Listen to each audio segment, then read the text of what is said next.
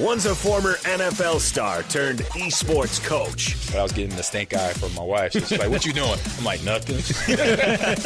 And one's a dad who can't stop playing Rocket League. These kids these days, they're like, blah, blah, blah, blah, blah, blah. We're used to jump and run. Together, they welcome you to Ahman Green's Gamers Lounge.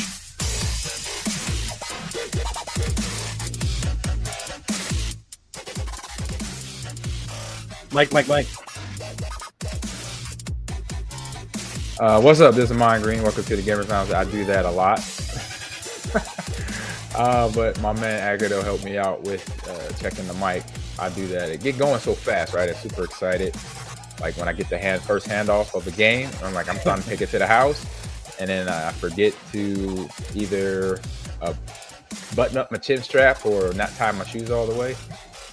We're like, Ahman, you got to do that first. Right? Oh, that's right. I'm ready to kick off in these whoever we're playing against on the other side of the ball. But welcome to my Gamers Lounge. This is the ultimate destination for all things gaming, hosted by myself.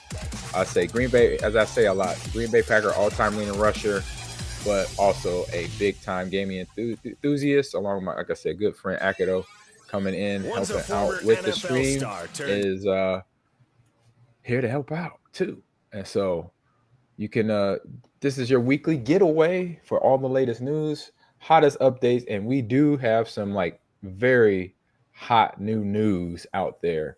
And so we're going to discuss that, and then other in-depth discussions about what's on stream. We've been breaking down. We are 2 episodes left of Andor season 2.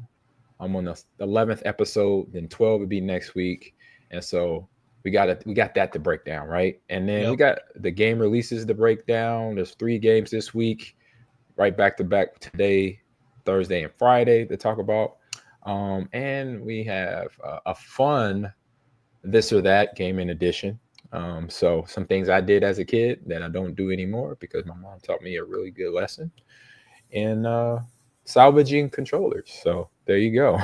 So whether you're a casual gamer or a hardcore esports fan, my Gamers Lounge is the place for everyone. So grab your controller, join in, and join us as we dive into the dynamic world of gaming. And we start off with the check-in from the crew here on the stream. And I'll hand it on to my co-host, man. How was your weekend, your last week? It was fun. I mean, I got a chance to play some games with you last night. Yep. I was catching your stream with Ty on NILTV. That was great. It was very reminiscent of the Packer game that you attended in person. Oh. You guys, it was down to the wire and went to overtime as well. So I thought that was kind of funny. Other than that, just been trying to grind out some of the single player games. If I'm sweating, I just was running back and forth from Walmart. I saw it when you came in the studio. I'm like, he looked like you just came in that chair like off the like Superman. It was one of those things where I'm like, okay, the stream starts at 2. I'm at Walmart at like 1:38, and then like, oh, you were pushing it. The old ladies, in the electric scooter ones, she's in front of you, putting along. The dude had to cut open the other 2 self-checkout lanes just so we could get out. And I had bought Resident Evil 4 remake for Xbox for $10. Ooh, awesome buy. Yeah, brand new. We're gonna be talking about that later in the show here. But then I returned it. Why'd you take it back? Because I wanted it on PlayStation. Oh Lord! Did they have it on PlayStation? Did they have it on PlayStation? Yeah, it's $20 though. I didn't know. I had the other one for $10. I also got this for $10.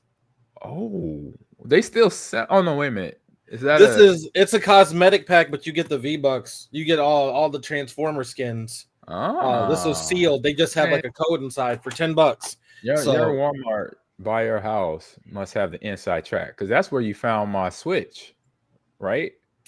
I got your Switch.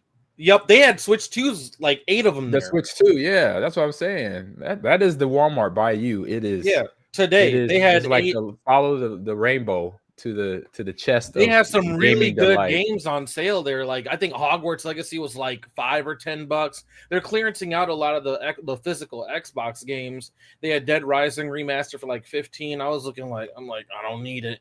They had like NASCAR arcade for like $5. I'm like, I never even heard of this. That's the little voice in the gamer brain that we have, and all gamers know what Akido is talking about right there. Like, you don't need it. I don't need it. Don't look at it. Walk away slowly. It's a good deal though. I'm a sucker for a good deal though. Right. What's up, Average Historian, man? How you doing? Yep, we jump and run. We got to change the audio or the intro. We got to put get some new stuff cut up for us. I don't even know what that would be. Just a black gamer guy who is kind of nerdy. He's kind of average. We'll come up with something good though. So what else went on? With Steph, what did we do? I mean, it was a chill week. I guess I went to church. I went to go, pray for all the people in the smack talk I talk about on Call of Duty sometime. So you go and get your Hail Marys in, be like, hey, Mary, hey, I need this because I do this online, so I need to get blessed. I mean, we're Lutheran, not just be like, God, man, I'm sorry for anybody I teabagged on accident that last match. I didn't mean to, but you don't mean to teabag somebody when you actually sitting over his head. Okay. I'm like, that over the player's head. Okay. He knew what he did, and I know what I did, and you know what we did, but he was in the wrong.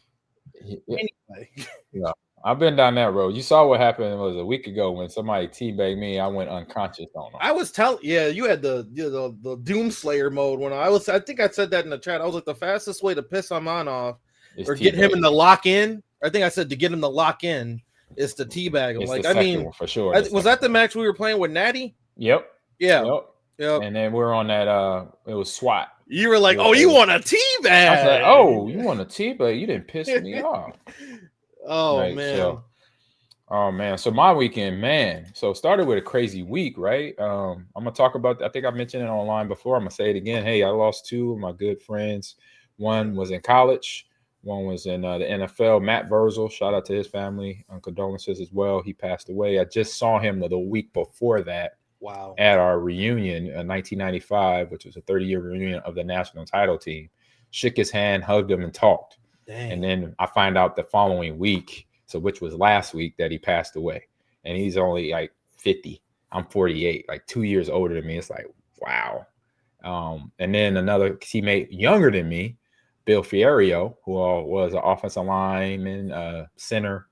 I say Matt was like a center guard, and Bill was too, center guard. Played at Wisconsin, but played with me and Green Bay for most of his career. Passed away.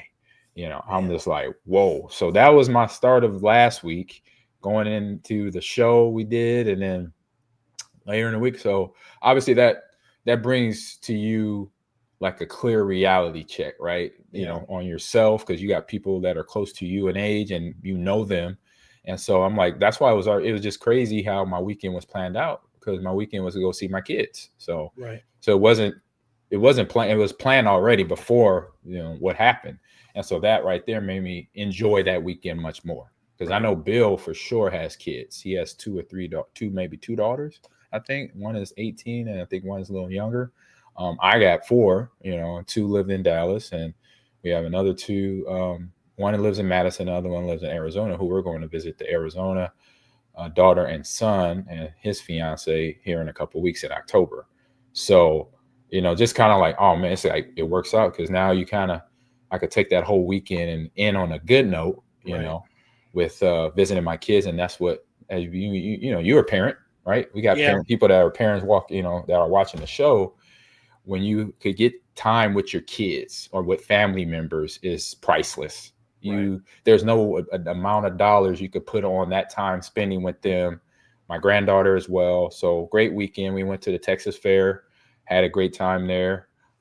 Introduced her to a couple. She actually went on, I think it's my granddaughter's first horror ride. It was like a fun house. So you go in, they had the creepy clown faces. So I held her as a grandpa, good grandpa here is. Okay. I held her hand the entire time. There you for go. the ride. And she was sitting behind me. So I was kind of like this. I was holding her hand like this for the whole ride. Like, baby, you okay? I said, it's just fake. It's fake. Just, and she had a little lip was shivering and everything, But I'm like, I said, you're good. I'm telling her the whole time, you're good. Don't, this is fake. I didn't say this is fake, but I just say, hey, focus on me, whatever, or something like that. But we got through the ride. She came out okay. She cried just a little bit. It did spook her a little bit. So my wife just jumped in. I know she hated it. Man, I know. Put it out there. But like I said, I held her hand the entire ride. So granted, she didn't like it, but we got through it together as Paw and May, as those books will come out soon with some of our stories. And that'll be one story I'll add to the book that I write, that it's going to be a children's book, Paw and May. That sounds like a name of a really good children's book too, honestly. Yeah. Oh, I know she like I said, I had her hand. We were good. And she said she was horrified. That's hilarious. Oh, and then we got on another ride where I also had to hold her hand. It was like the spin one. Too. And hey, she's tough. She's even though she gets scared, right? But it was her first time, so no surprise. And you learn that. I got the first things I did, right? The first time you did any roller coaster or a fun house or a haunted house, right? You got spooked out. I think the first time I went to a haunted house, I ran back out the entrance. And that was the last haunted house that I ever So you and Marie, in my life. When you come down, you and Marie gonna be hanging outside if we go to a haunted house down here, right? Yeah, you and Step up. Hey, because haunted houses is, I guess it's a thing down in Texas. We have one not far from us. It's called Red Rum. It's like Red Rum. They spelled murder backwards. Right. And I swear, I remember Marie told me one day, not too long ago, I think this summer, she was driving past it. And I guess last year it was around around Halloween. She said she was driving and it had a stoplight right in front of it.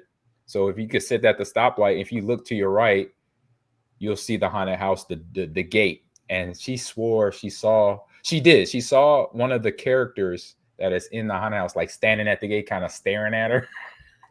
She was like, I am not going there. So I was like, yeah, so we gonna find out how good your buddy y'all will buddy up when you come visit for Halloween at the end of the month here. So that had to have been like 25 years ago, something like that. I don't know. What's that? Oh, when you went to the haunted house, right?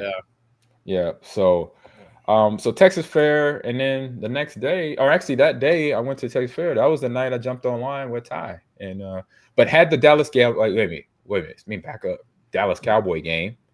We go see the Packers. So me and my daughters and my wife and my granddaughter, we go see the Packers play the Dallas Cowboys in AT&T Stadium, and the stadium is still ridiculously big. It was huge, and then good eats, good crowd. The crowds are amped up. Like from the start, I think the Packer fans were louder than the Cowboy fans. And if you watch the game, you remember, Packers got up top heavy first, and then Cowboys came back. CeeDee Lamb didn't play, so we had other receivers. George Pickens stepped up from Pittsburgh. The run game, Javonte Williams from Denver, who is now a Cowboy, step up. But Josh Jacobs had a hell of a game. Jordan Love, hell of a game. You had teams basically. This was probably the evenest matchup that I've seen in the NFL so far. And watching it on Sunday night, where it's the only game on, was awesome. So watching that game to a 40-40 tie, they go to overtime, and then it's 40-40, and the game ends. And I'm like, and I was telling people in the suite that there potential wouldn't be a tie. Potential. I couldn't remember all the NFL rules, but I said potentially it could end in a tie, but maybe not because of this rule. And we found out real quick. Boom. Yes, it can end in a tie. So I got a question for you too. All right, what's up? What's the largest stadium in the NFL? Seat wise, capacity wise? Yeah. Oh man. I'm looking at the answers. Yeah. I would say that's one of them. AT&T Stadium is not on there. Well, yeah, no, they had to add seats and almost got in trouble during they had a Super Bowl in there years ago. Oh shoot, NFL, like college, I know NFL is hard because they don't really sometimes build out the stadium for the crowd. They build it for like what they want to do for it. So I'll take a guess. I'll take some educated guess. Since it's a newer stadium in Vegas, so Allegiant Stadium, that'll be a guess. Okay. The Netherlands, or it was the Netherlands when I was playing, but it's one where the Giants and the Jets play out in New York or New Jersey. It's actually in New Jersey. It's not even in New York State. You got it. The New York Jets? Yeah. Uh-huh. That's the MetLife Stadium. MetLife Stadium. That's what I couldn't think of the name. It was called East Rutherford, the Meadowlands back then. When I Google largest stadiums in the NFL, that's the first. Guess what the second is? Lincoln Financial in Philly. Green Bay. Is it Green Bay? Lambeau? Is it Lambeau? They added seats too. Yep. Okay. Lambeau. They said MetLife can hold 82,500. Lambeau can hold 81,441. But then what's not on there is the AT&T Stadium, what you mentioned, which had listed 80,000, expandable to over 100,000. Yeah, because they have standing room seats where you could only. I think when they first said standing room at AT&T. So if you're counting that would probably be the number one if they had that. If they had it on, but for some reason it's not on the list. Oh, okay, gotcha. So yeah, that's where we were at. But I've been to all those stadiums. I've been to Lincoln Financial. I've been to MetLife as a fan and as a player. I watched the Super Bowl when the Seahawks kicked the Denver Broncos' butt when Peyton Manning was the quarterback, and they hung 21 points in the first quarter on them. I was like, oh my God, this is game over. And it ain't even started. So it got ugly fast. So yeah, I went over to Ty's house and then we almost recreated. That was you at the beginning of that tie game. He had like 20 points on you, but you came back. Yeah, he started and I came back and won it barely. And then the second match, he kind of got me at the end on the field goals. So we got a nice little rivalry going on between Packers and Cowboys there on NILTV Esports. I claim interference. He crinkled up a bunch of cans and was like, "Yeah, I'm not that dude." Yeah, I'll be like make noises, but yeah, he had a poppy soda can. He banging on the table. That wasn't even it. I was looking at the screen. I can ignore that, and what I saw was the arrow that lets you know where your kick's going. It the depth perception looked different. Like I could tell right away it was like bigger to me when I moved it was like really extra over. I'm like, oh, I see what. So I noticed that I compensated too much, and that's why I missed the kick. So boom, all right, he gets the dub in the second game there. And but you still had that other game at literally the last second. Yeah, that was down to the wire, and I threw it to the absolute last second, dude. Yeah, my boy Romeo Dobbs threw it to him in the back of the end zone. That was awesome. I was actually trying to throw a timeout or call a timeout, and I was out of timeouts, so it wouldn't let me call timeout. So I had to run the play, and I just found Romeo wide open in the back. So it was crazy. It was awesome. If you guys want to see those clips, I clipped them. They're on NILTV Esports, and when I mean the last second, like he caught the ball when it hit zero. Like it was. I snapped the ball. I almost didn't snap the ball on time. I snapped the ball at like 2 seconds or 3 seconds or something crazy like that. It was absolutely insane. But yeah, 2 hell of a games that we played. But then the next day, check this out. So we're packing up to get on the road, me and Marie, my wife, and she can't find her wedding ring. And so we, at my daughter Amani's house, went through, and thank God it was a small house. It's an apartment right now. She's in a 1-bedroom apartment, 1 bath, a kitchen area. So we tore apart the couch, the luggage. We checked in the bathroom. We checked in the garbage can, everywhere for it, right? For the first couple hours. So we was like, all right, look, we got to get going. We got to run an errand. So we ran an errand to, we had to, I think it was, I had to do something with my other daughter real quick. And then we had to go. So I was like, let's go back to my other, my auntie's house and check it out. Right. We checked her house one more time. Nothing. So we go back to, you know what? I said, hey, we're headed out of town. We'll drive past Amani's house. Let's stop there one more time and check. I said, I said, let me check the bags too. So we got to the house, checked the house again. Then I went out. I said, where's your one bag that you said it was laying on? I'll bring it in the house because maybe it's still in there. Because she said she put it on top of the bag when she was about to go to bed the night before. So I was like, all right, let me go grab that bag out the truck. So I go to the truck, open it up, drop the bag on the ground because I had to grab 2 bags. I grabbed 2 bags. The first bag I dropped, it fell to the ground, and then boom, there's the key. There's the ring. It was in this little pouch. When you have a roller bag, the roller bag has a little pocket for the handle to kind of go into the bag, so it's not like popping out. Right. Yeah. So it's just me out there, of course. So I put it back in there and I bring it into the house, and they're like, her and Amani are talking. And I said, I found it. And she's like, what? And of course, she drops down in tears, gives me a big hug. And I said, this is where it was. I said, you must have, when you put she had like a ring. She had 2 rings she wears, the wedding and another band on the other hand. I said, when you put them down, you must have put one, you put it where you said you put it. And then it must have slipped down into the little pocket. Cause it was like a little pocket that it could fall in. And it was about that big. And I'm like, that's where it was the whole time. And that's why you couldn't find it. Because when you picked up the bag, if you pick it up fast enough, that ring would just stay right in there like somebody's holding it. And she was like, oh, that's stressful, bro. Right. It was. Yeah. I was trying to keep the calm. I'm always trying to keep the chill so we can focus. Right. Right. Like, all right. Just think, did we check did we check under the couch? Did we check behind the TV stand? Did the dog eat it? We thought the dog ate it. My daughter has a dog. My dog, she has a dog named Ace. Same name as our dog, one of our dogs. And I'm like, did Ace eat it? They were like, man, he can't eat that. She would choke on it or something. Right. It'd be bad. And then if he did eat it, then it's coming on in the back end. That sucks. I was like, that's not gonna be good.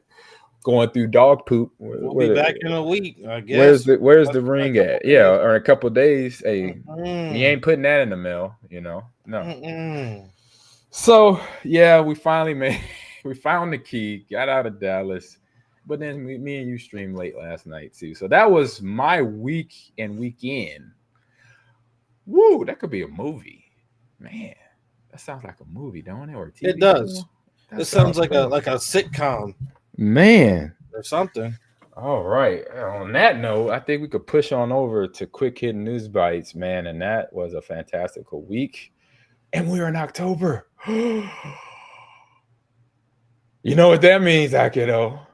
That means you can check my social media at this one right here on TikTok. Ahman Green 30, AG _ on Instagram too. I'm gonna be posting movies, horror movies in particular, this whole month. So tonight, this afternoon, after this podcast, I will do my first post of a video game and a movie that I'll recommend to play or watch. Play and watch. You play the video game, you watch the movie. So that is what I'm super excited. But on that note, let me take it to our first break here in the show. Shout out to our fun sponsors of my stream of NILTV as well, and Ahman Green TV. Slide Drink, the nice healthy stuff, Alan, that is not in your neighborhood yet. Hopefully it'll get to Sheboygan area. I'm gonna tell Doc. I'm gonna see Doc Tom that we had on the show last year. I'm gonna be visiting him in Arizona when I go visit my kids. I'm gonna say, hey, you need to go to Sheboygan, Wisconsin, and go to Walmart, and then sell to Walmart so we can have my man Akido and Steph and everybody in the Sheboygan community drinking some good, clean energy drinks up there with this. It probably would do really well here, honestly. Yeah, I think so. It's a lot of gamers there, right? Or a lot of people that. Well, also, I mean, just like the surf EOS surf shop and other places, people who do activities, Malibu, the Midwest type stuff, surfing or whatever. Boom, there you go. So here it is, Slide Drink. Peace. I see y'all in a few. Whether you're deep in the digital world or out exploring the great outdoors, Slide Drink keeps the good times rolling. So power up your play with Slide Boost for energy, Slide Chill to relax, and Slide Dream to recover. No matter where your adventures take you, explore with Slide. Refresh, recharge, and repeat. Woo, let's head up. We are in quick hit news bite. Let me hit the audio real quick so we can get this conversation going, because this is about to get deep. We about to watch all somebody right now. That was a weak karate Kung fu kick to the face to anybody that wants to raise prices on video games moving forward from this day forward. Moving past this day forward. That was too many. That was redundant. Sorry, I messed that up. But you know what I'm saying here. We knew what you meant. We know what you meant, right? Knew what I meant. So let me scroll back up here. So we got updates on Xbox Game Pass, introducing essential, premium, and ultimate plans, y'all. Okay, and Akado and I, we had a pregame about this topic here, where we basically, you go read the article. It's on news.xbox.com and probably in other places, and also Valve. If you know Valve, if you have Steam, they're going through the same thing. Companies are raising, and I say the gist of this article is basically video game companies are raising the prices up on the games digitally or hard format, as a disc or cartridge, which is very few out these days. I think Nintendo and then PlayStation and Xbox makes their cartridges and discs. So it says, as I'll say in the article real quick, and then we'll start giving our opinions of everything. It says, on our goal with Game Pass has been clear: deliver unmatched value, benefits, and a deep library of games for our players. So it launched back in 2017. We steadily grew our subscriber and creation satisfaction, and today, creator participation and player engagement in Game Pass is at an all-time high, I would say, because prices were low and everybody was okay with that. So move on. But we have the opportunity for Game Pass to help more players find the creators and games that he loves. Really? Huh? So they started off the article by being like, I say, nice, right? Nice. Akado, is that person? Yeah, that sounds good. Like, they're not going for the jugular right away, right? No, they make it appealing. Like, this is all the stuff you get, and then this is what it's going to cost you. Yeah. So let me just get down to. Let me see. I'll read this next paragraph here. It says, "We know not everyone wants the same thing in their Xbox experience, so we're evolving Game Pass to offer more flexibility, choice, and value to all players, whether you love day one releases or discovering hidden games or playing across multiple devices and screens across Xbox console, Xbox on PC, and Xbox Cloud," which is right? We like that experience, because then if you start a game on one Xbox and you go out of town and you bring like me, I'll bring my digital Xbox with me. I could re-download that game, like I'm playing South of Midnight right now. And so I could play it at home. I could play it on the road. So that part, another good paragraph of true facts of like, this is why we like gaming. We could take it on the road. We could take it on our handheld. We could play our games, whatever. This is where it gets, this is where it starts to make the gaming experience not so fun. So starting today, we're introducing 3 upgraded Game Pass plans based on how players play. Now, them saying that, I don't know that is correct, right? How players play. Essentially, premium and ultimate, those are the packages. Each includes extended game libraries, including PC titles, unlimited gaming titles, in-game benefits, and including Riot game titles as well. So that might be Valorant, maybe League of Legends. I know Valorant for sure. And a revamped rewards with Xbox experiences. Today's Game Pass core subscribers will automatically move to the essential and standard subscribers, while transitioning, that means you got to look at the price if you want to pay that price, to premium and ultimate subscribers will remain in the ultimate plan. So here are the new prices here. So you got 50 plus games that is now from playable on PC and console cloud from $9.99 a month. And then the next one is 200 plus games. The premium is $14.99 a month. And then the ultimate $29.99 for same thing, playable on PC, console, and cloud up to $29. So $30 a month once you get the taxes hit. So Space Donkey says, I spend $20 on Game Pass now and then $10 on the Fortnite pass. Dude, there's the $30 right there, right? So Akido, we've been talking about this pre-game, pre-show. Where we're at is it? So it's okay with me. So that part is okay with Space Donkey.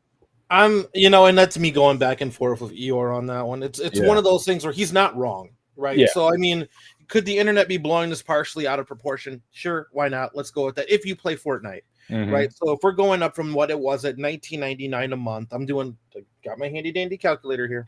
So we got $20 a month times 12. Quick math. That's $240 a year for what Game Pass Ultimate was. Now that's going up to $360 a year for Game Pass Ultimate. Right. So with the screenshot there is kind of small. I blew it up on my screen. Yeah. I'll try to blow it up here. On the essential tier, you get PC, console, and cloud. It's $9.99 a month. So that's unlimited cloud gaming, in-game benefits for Riot Games, whatever that means.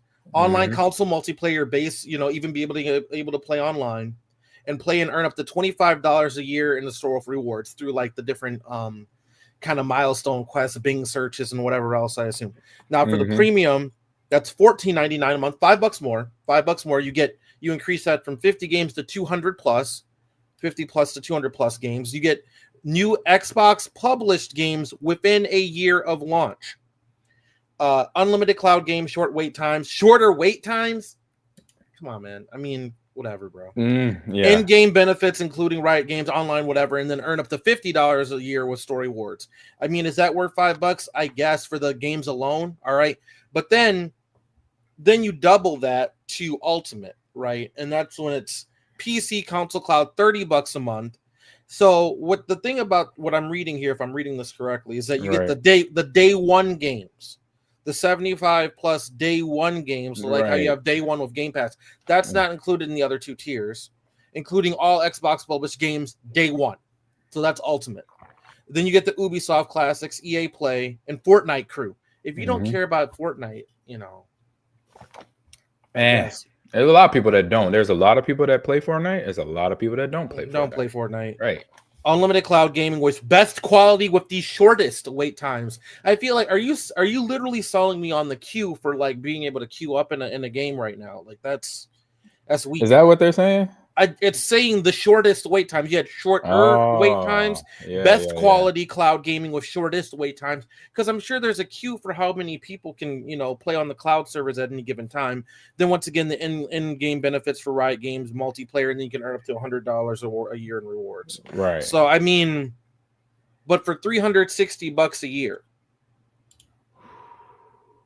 is it worth it? Is it worth $360 a year for that? That's the question. Because I mean, what are we doing? If you had base Xbox Live, that's 120 at $10 a month, and you did $11.99, let's say $12 for Fortnite. He's in the calculator right now, people. I gotta be. That's what 12 times 12. That's another 144 plus. What did I just say? Yeah, like 120. That's 260. So 260 for just buying the Fortnite Crew and base Game Pass. Just for right. So you said just for Fortnite Crew and Fortnite Crew and base Game Pass. Gotcha. It's like 260. Whereas if you the essential. Yeah, the essential. Gotcha. Yeah, and we know gamers, right? Gamers are balling on the budget, right? They're out there. They're mostly kids, teenagers, young adults, right? Who's playing cloud gaming right now? And I mean that's heavily banking that the Xbox ROG Ally. I'll say me is going to do. Yeah, I do a little bit of cloud gaming. Streaming from your Xbox is still relatively new, and not that I don't trust cloud gaming. It's smooth. Don't get me wrong. Yeah. But then you have the new Xbox ROG Ally price. The Ally X. What is that? You ain't see that? That's that's their version of like the Steam Deck. That's the handheld. Oh, I just saw it. I did. Right. So, and then you're looking at that. You know how much the price point is on the Ally X? October 16th. It's coming out this month. No, I didn't look at it. I just saw the picture. What's the price? 16 gigabyte of RAM, 512 gigabyte storage is $600. The 24 gigs of RAM, 1 terabyte version is $1,000. What? For a handheld? Mm-hmm. They tripping. Links in the chat. In the chat. I'll post it in the Discord as well if you wanted to check out. I mean, the Steam Deck's not like totally far off from that, you know, depending on which model of the Steam Deck that you get. Plus tax, basically. Yeah. Wow. Now I know my parents back in the day. They're like, don't even come and have this conversation. If I'm a kid the age between 8 and 18 where I'm in the house and I don't run the house, that's what just play what you got. Go outside, touch the grass. That's what yes, that's what I would have experienced. Steam Deck is actually a considerably lower. The 649 for the OLED 1 terabyte, 679 for the OLED 1 terabyte limited edition. Have different storage capacity. Yep, and then 512 is 549. So I mean that's considerably lower than that's probably Xboxes. Why I don't own those things. I think the Switch between 1, to 3 or 2. The first one was between 250 and 300. That was the first Switch. Yeah. Handheld, and then now this one was $499, and with the bundle was it was $499 was the bundle, right? Yeah. And then without the bundle was I think it was $429. $429 without the. Yeah. So this brings up in my head a world where $449. Gotcha, $449. Where I dream about where things are earned, right? There's no status of big bank accounts, right? It's all about if you're a person, man, woman, or child, no matter what continent you're on. Like I said, this is a dream, not nothing. But if we could survive on this if we all just work and we earn what we earn. There's no, I say technically no bank accounts to where stuff can just be given because you have a job. You go out and do your job every day, at least 4 hours or more to earn your food, your furniture, your home that you live in, your vehicles and all that. And then obviously all the other little things on the side, like going to the movies or having a console or a PC at home. Maybe your job supplies you with the PC because you work at a digital company or whatever. That's what I'm like, come on. Like, that's what I say needs to be out there because gaming, we already know, we've seen Fortnite, Epic, do what they did, right? They created a game, made it for free, and they're still making a ton of money. And it's not off the game. It's off the IPs that they come into partnership or sponsorship with. And the game is free. Everybody can play it. Call of Duty Warzone. And there's some other ones like you mentioned in our discussion prior. Akido, Destiny 2 is the one RPG, but obviously didn't go over well because of how, I think for me, it was the longevity of the game. Like, it takes forever to play that game. I don't know if there's an end in sight on Destiny or Destiny 2, either one. But Akido, right? You put a lot of money in, not you, I'm going to say people have put a lot of money in Destiny 2 in playing because of all the little things you could buy. And so there is a place for game companies to understand that, look, if you create a free game, everybody's going to come play it. Everybody's not going to buy everything that you are putting out there. But it's just like giving us a choice. And that's one thing gamers I know, they like choices. They like options. If you're making them buy something, now the prices are higher at something. Maybe for some people, they might look at it, this 3-tier pricing and say, okay, I'm not, at least I see it and know it. Right. And this is not bad. It could be worse, but it's just gradually great, going higher and higher. And Space Donkey says, because most of the titles you purchase should be included in the subscription cost. Correct. I agree with that. That's what me and him were having our banter back and forth, because he's saying, you can earn whatever. I'm like, yeah, but I mean, like, if I shouldn't have to get points for buying games if I'm paying $360 a year to play the games. Say that again. You shouldn't get what? I shouldn't have to get rewarded in points, $100 or cash back or 4 times point value for purchasing digital games, when they should be included in the subscription cost. Why would I buy the game if I'm paying for the subscription to play the game? I agree with that as well. I agree with that. Like, that makes sense too. That makes sense. I say it's to each his own.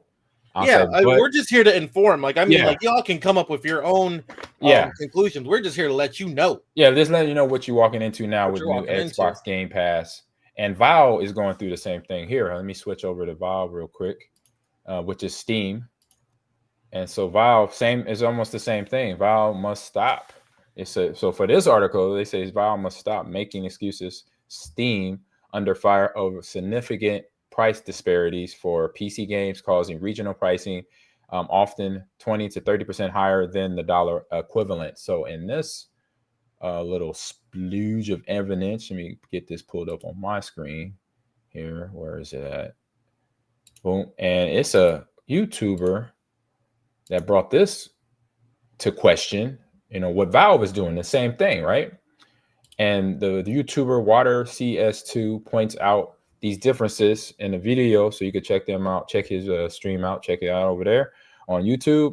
Aptly dubbed, Steam has a pricing problem. So he uses the recent game Metal Gear Solid Delta Snake Eater as an example of the disparity, which he points out is priced at $69 US. And so, however, players in certain regions like Poland are playing much more. He said you would assume that it's a fair price all over the world for a game. Obviously, video games can be played everywhere. Roughly the equivalent of the dollar price, says Water CS2, but instead it's $369.99 over in Poland, which using Google exchange rate and proximity, approximately $3.66 to Poland money to $1 US. So it's 3 to 1. So Poland money is 3 to 1 in terms of US between US dollars. So determines that the game costs over $101 in Poland when it's purchased, or when the price is converted over into US dollars. So there you go. So it's a 3 to 1 cost. So you pay $60 here, but you pay $101 over in Poland, excuse me. That makes the game roughly a $31 more expensive than the US copy. So as the describer from the YouTuber there, so whopping 30% is added on in that. So same thing about kind of going on there, where the game company is putting their price on it, so they can make sure they can hit their bottom line. And then also we have from Spain stuff. He said just use Canada example. He says you pay $70 or 70 Canadian pays to 85 to 90, right? So like I said, I had that dream, right? I had that dream. Maybe it comes to light, right? And you think about like stuff that we've seen already in the space of gaming, like Ready Player. This is almost everything we've seen. If you watched the movie and read the book like I did, Ready Player One.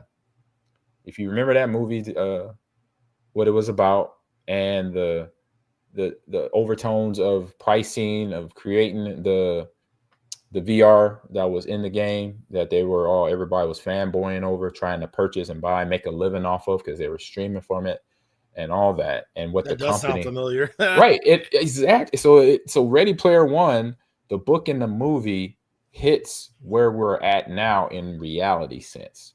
Yeah. And so if you read the book, you watch the movie, I say reading the book is always better, right? Read the book, you get all the finite details. But if you want to get a quick fix on it, watch Ready Player One. It's on most streaming apps today. That'll give you a good idea of what went to companies trying to take control of everything, right? The pricing, how you experience the game, if it's on virtual, if it's on controller, if it's on, or not controller, console, or to PC, wherever, what type of experience it is. The company's trying to rule that, when it's like, this is just like when I go back to my NFL years or college football years, right?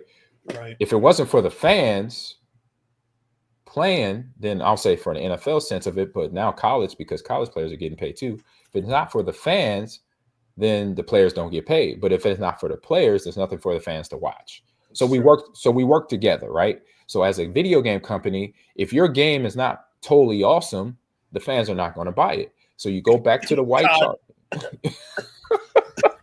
So you go back to the whiteboard, or you go back to the screen and be like, all right, we got to replan this because this game didn't work. We only sold this many copies, which is not great because we're running a company. So you go back to the chalkboard and be like, all right, let's find a game. Let's create a game now better that is appeasing to the fans that are going to buy it. But then also we could reach our bottom line as well in terms of being successful, being in the green, not the red. Because when a company's in the red, that's what means they're about to shut down. As we see a lot of video game companies, unfortunately, have over the last 10 years. So that little process of semiosis, I'm trying to say a word I can't say right now, nucleus process of things, the vicious cycle of, if you're a gamer, you go what? You see a game, you go to buy a game. You either go to Best Buy, GameStop, or you go online to Amazon or wherever you shop. You bring it back home, you play it, then you love it. Then when that company makes another game, you most likely gonna go buy that game again. And we already seen also that games like Fortnite, all right, you got a free to play game and it's making a ton of money. Okay, why can't? And we've seen crossplay happen in the last 10 years, right? Yeah. Now all the sports games are crossplay. Why can't sports games become more when it's free instead of buying the same copy every year? The only thing changes is the team logos. You know, the rosters don't change a whole lot. New draftees come into the NFL, NBA, Major League Baseball, Olympic sports. You know, if it's an Olympic game, you know, like track and field from back in the day, shout out to them. Nothing changes much. So, EA Sports can do this, right? Wonder why they're not doing it, right? They're making more money on them day one purchases of selling Madden Ultimate Edition or Madden Superstar Edition or whatever to get. Well, you know what just happened with the whole EA thing at the buyout? We didn't even touch on that yet. And then that's not even on the radar. That's not even on the radar for today. Yeah, for today, but that is also, guys, go check it out. EA was bought by a companies that are part of the Esports Awards over in Saudi Arabia. And so now they have control. What's up, Senior Sasquatch? So EA Power is now controlled by Saudi Arabia, but it's more controlled by the EA Esports World Cup, who runs that. So now they'll probably have games like Madden, NHL. That's hopefully. I mean, like, I'm like thinking as a gamer, hopefully they did it for that reason, other than the making sure they get all the proceeds, right? But did it for a reason where now, if you're going to have a clear-cut champion in Madden, that's going to be able to get played out when you watch and tune in to the Esports Award. So that's all I'm saying. That hopefully that's why the companies over in the Middle East bought EA, or majority share of EA, to say, hey, we want to make this, $55 billion. The average historian, yes. It looks like, from what I'm reading on USA Today, the acquisition will not be finalized until 2027 fiscal year, which begins in April 2026. Until then, EA customers should expect no changes to the company or EA gameplay experience. But it's all over the internet. Just look out EA buyout. There's a billion articles. There's a lot of articles. I might throw it up here because I think you threw it in here, right? I did. They had so many articles. Where was it at? Was it just recent? I had that one. I had this one here, and the one about the gamer mom who I guess 5 days after giving birth. You heard me. She was playing Mortal Kombat with her newborn child in her hands. Won the tournament, and she won the tournament. That's gangster. I think I saw on Twitter she only won like $28. What? What? Man, I thought she won at least $500. Don't get, man. Come on, you got. She just gave birth and she has the baby right there, and then she beats out everybody, man. I'm like, look, I'm gonna triple that for you. I'm looking at it right now. It says first place $28 on Twitter. Yeah, if I was the tournament host, I say, look, I just can't let you walk out of here with $28. I got to give you something else. So, but just saying on that note there. But yeah, $55 billion EA Sports was bought by companies over in the Middle East and looking to bring. So my hope is they're going to bring all the EA titles to the esports awards, not just FC, because that's what they played in the last several years, FC, but also Madden now. They'll have the rights to that. They'll have NHL. And a few shooters too that are competitive through EA, which is Apex Legends. You got Battlefield. And Battlefield. If there is there, I believe there. I mean, you played it a little bit recently than I did. There's a competitive feature about Battlefield, correct? Akato? Yeah. A little bit. I mean, Battlefield is like big boy Call of Duty. Yeah, because it's real. I mean, like it's more like real. It's more realistic, and it's also, more realistic, I mean, right? the maps are much larger, and it's very much more team oriented. So, I mean, yeah, you could do competitions and stuff for Battlefield, no problem. But I feel like depending on how long and how big those matches and stuff are, and how you do it, I mean, like you're talking like a full out, war zone. It's right? it's in the title, Battlefield, right? Right. I mean, I think it's great, but I'm not really big into Battlefield. But I don't know. The coming Black Ops 7, Battlefield 6 time, I might swap over. Right. I've played all the previous Battlefields except for this one. I have not. I'm trash at Battlefield. I haven't even scratched the surface of playing it yet. I didn't even download. I mean, I did the beta. I downloaded the beta. Did not play the beta. So. Didn't play the beta because it was we're occupied with other games, right? Anyone who played the beta, drop your experience in chat. Please do that. I want to know how it went down. The gameplay. What was something fun? What was a fun gun to shoot with? What was a fun new iteration addition to the Battlefront gameplay? So on that note, we'll take it to the next article to wrap up quick hit news bites. So check out the chat here. We have PlayStation photography book featuring a never before seen design concepts is on its way. So this is I like little stuff like this to see like the history of something. Yeah. That's obviously why I'm a history major or geography major, and it's just fun to see where things were back then to where they develop or where people got the ideas. And it shows, as you see on this first little page here, I could expand that where it shows the future, the early concepts of the PlayStation 1 controller. Which is cool. Crazy because these all look like Nintendo controllers. Oh, yeah. And the other thing was the story about the Nintendo PlayStation, right? Nintendo PlayStation, I did hear about it. Never saw it, though, but I heard about it. They had it at the Midwest Gaming Classic a couple years. The person who bought it for I think it was $550,000 or $500,000. The only working prototype that exists. All of the rest of them were destroyed. Really? But initially, Nintendo and PlayStation were going to join together, or Nintendo and Sony were going to join to make a game console, a disc-based console. But the deal didn't go through, and then it wound up making the PlayStation its own separate company. Oh wow! So they were almost in an alternate reality. Nintendo and PlayStation. Multiverse, it does exist. Yeah, a multiverse. I do exist. Yeah. Yeah. All right. So, but on this trip down memory lane, Sony has been marking the 30th anniversary of PlayStation by selling you stuff, which is shoes, controllers, t-shirts. I've seen shoes in the store. So some stores down here in the those are at the end of this document too. Reebok's got a new collab out. Yep. And so PlayStation 5 consoles and accessory controllers are all dressed in the old school PlayStation 1 color scheme that was out back in mid-90s, 1994, 95. And then the book that's going to come out at the end, in the middle of this month, I believe it said, it's going to be 400 pages. So the first 30 years is a 400-page hard book printed on heavy matte art stock. So heavy. That means when you buy the book, you could put it on your kitchen table, and that's probably the one thing that won't fly away if you have a hurricane. So there you go. You better hope the coffee table is sturdy, like it said, since the book is a Koikster. It weighs 11 pounds. That's a big book, right? That's a big book. That's a big book. And then also the price, I believe, hits heavy too. It says Sony worked with the publisher. So they do have a read-only version of it.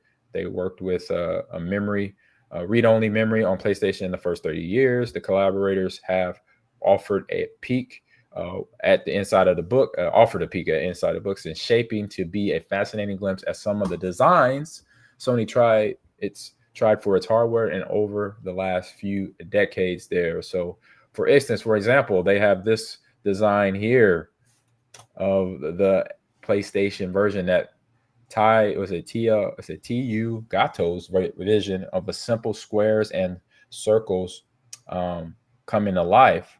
For what it's worth, Engadget deputy editor Nathan Ingram says that it design looked like the Proton Pack from Ghostbusters there, which I gotta agree with that one right there. Check that out. That's pretty cool looking. And so yeah, it just shows you that, you know, like I said, I love like history stuff like this. It's fun, but then also you got a controller here that's pretty dope right there. Check that out. So the read-only version, right under the, if you see the price there, right under that controller, it's a PlayStation Concept controller there. But then the read-only price is available at $182. But right under there, as you see, the Gatto, signed by Gatto and autographed by Benedict Redgrove, will run. So the big copy, physical copy, is going to cost $467. So basically almost $1 per page. That sounds about right. But you got autographs on it, I believe, from the two people I mentioned. You have a foil stamped clamshell presentation box and a photographic print signed by Gatto and the photographer Benedict Redgrove. So there you go. You got a couple autographs that comes along with it. The fancier edition is a limited run of, so it's a limited run for all the editions of 1,994 copies. So it came out in 1994. So that's how many copies will be put out there. So coincidentally, that's the year, like I mentioned, PlayStation debuted in Japan, and both editions of the book will ship out spring. My mistake, I said October, spring of 2026. There's only 803 remaining. Yes. Are you already looking at the stores? Yeah. Or what's been sold? All right. There's only 803 left out of the 1,994.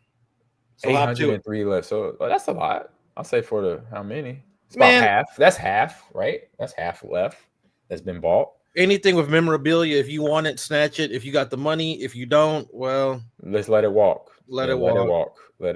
I posted the link in the chat if y'all want in on it. So there you go. And so meanwhile, Sony has teamed up with Reebok for a collection of the 30th anniversary sneaker style after, well, you guessed it, the PS1. So it's another design behind the PS1, the same color scheme, which is simple grays, right? A whole bunch of gray stuff. So if your favorite color is gray, here, this is heaven, and you like PlayStation, you like video games, get these shoes. I did have the Nike. I did have these right here, the pumps, and I had these ones on the bottom when I was a kid. So the pumps right here, and these right here. This is. I wish they would have done it a little bit different. What? I don't like that weird greenish looking gray. What, like what? This one? That right there? Yeah. On the sole? Yeah. Yeah. That's a greenish. That's just like. It looks like look like military camo green. Not. What did you say? I don't know, like a greenish, ugly, worn out gray green. But yeah, that's. I don't like purchasing shoes. I'm not a shoe guy. Two. True. I don't like shoes that look like they've been worn for 30 years. That's what gray does to everything, right? They make it look like it's a little bit of the top worn. ones look fresh. That looks clean. You got the dark gray, the light gray, and the PlayStation. That's cool. I'm just saying that green, that weird military, like, I don't know, stale SNES controller gray. You ever seen like one of those sunburnt, like NES, the SNES when you leave it out in the sun, and that Nintendo Night, and it looks like it's it's worn. That's that gray. I know what you're talking about. I don't like it. You know what I'm saying? Like, well, you're not gonna buy. Like I say, you're not a shoe person. There you go. Now I ain't got a sense of fashion. There you go. Oh no, you got a sense of fashion. I seen you dress up. Pokemon You see that? Like, hey, you want to see some gray? That Pokemon. There you go. I'm kidding. Well, yeah, that's coming off the two articles. Big articles there with Xbox, with Valve. Now, a little bit of happiness with some more. If you love PlayStation from back in the day, look it up. Like you said, there's only about half the copies are left out there for the book. Probably have to go to like Reebok. Where is Reebok? Maybe Amazon, maybe. No, I think they're gonna have them on Amazon. They got a link for it. Let me go. They probably have a link for it. Yeah, let's jump off that. All right, let's head on to where we at. We are talked enough about PlayStation and what they're doing. And we got Pros versus Joe event coming up this weekend, y'all. So if y'all want to tune in, if you want to play, you can play with us. So me and Akito, we're going to be playing against each other.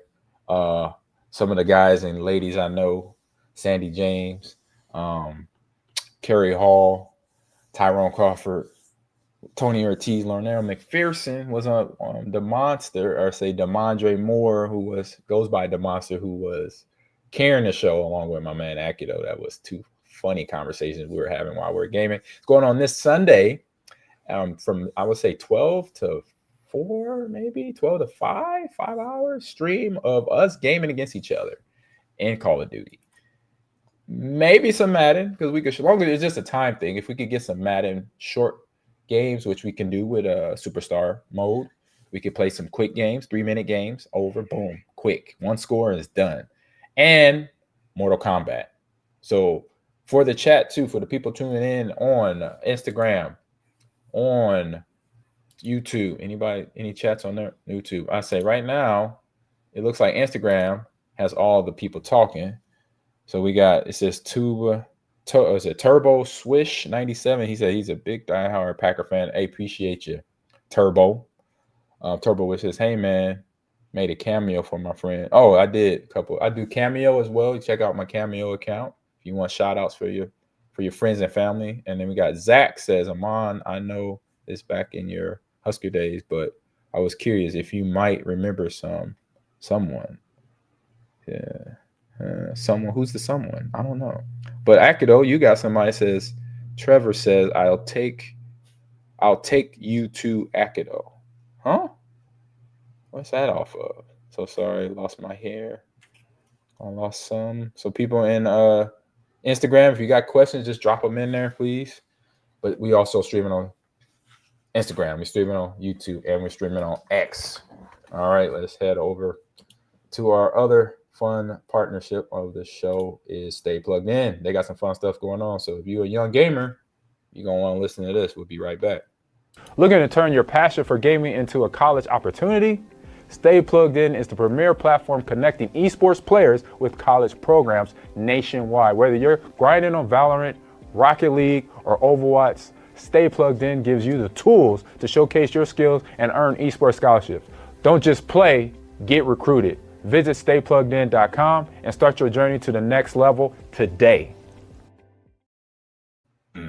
That's fire. I want to stay plugged in. Oh man, if I was in high school, bro, I'd be like, hey, hit message, hey, I'm that dude on Madden. Oh no, so if you say, so just say you go back to when I was gaming, the games that were fire than Tecmo Bowl, Double Dribble, I'd be like, can I get a scholarship for that, please? And then I'll play football too. You know, if you recruit me for football, I play pretty good running back. Oh, and I play a little Madden. Madden was out around the time I came out of high school too. That already had been out almost 10 years at that time. It was 1987 or 88 when the first Madden came out. So first generation Madden here. So this week in esports history, as you see stuff swirling at the bottom of the screen right there, you have some fun stuff going on. So major esports history from September 29th to October 3rd includes the start of the 2015 League of Legends World Championship and the inaugural Overwatch World Championship qualifier, or World Cup qualifiers, and the recent acquisition, as we just talked about, the EA Sports in 2025. So new history going on. So we'll talk about the new history first. We kind of tested it on already. Electronic Arts sold for $55 billion buyout. So on September 29th, which is back on Monday, video game giant EA, our Electronic Arts agreed to a $55 billion leverage buyout led by Saudi Arabia's Public Investment Fund, so PIF. Jared Kushner's Affinity Partners and Silver Lake were all the companies that end up buying the EA sports company that we know very well about, buying them and in the buyout. The deal is reportedly the largest private equity buyout in history and will take the company private. So that means they could do what they want. They don't have to report to anybody. So any game. So now, again, Ready Player One. We're gonna lose as fans, as gamers, a little bit of control over how the games look and play.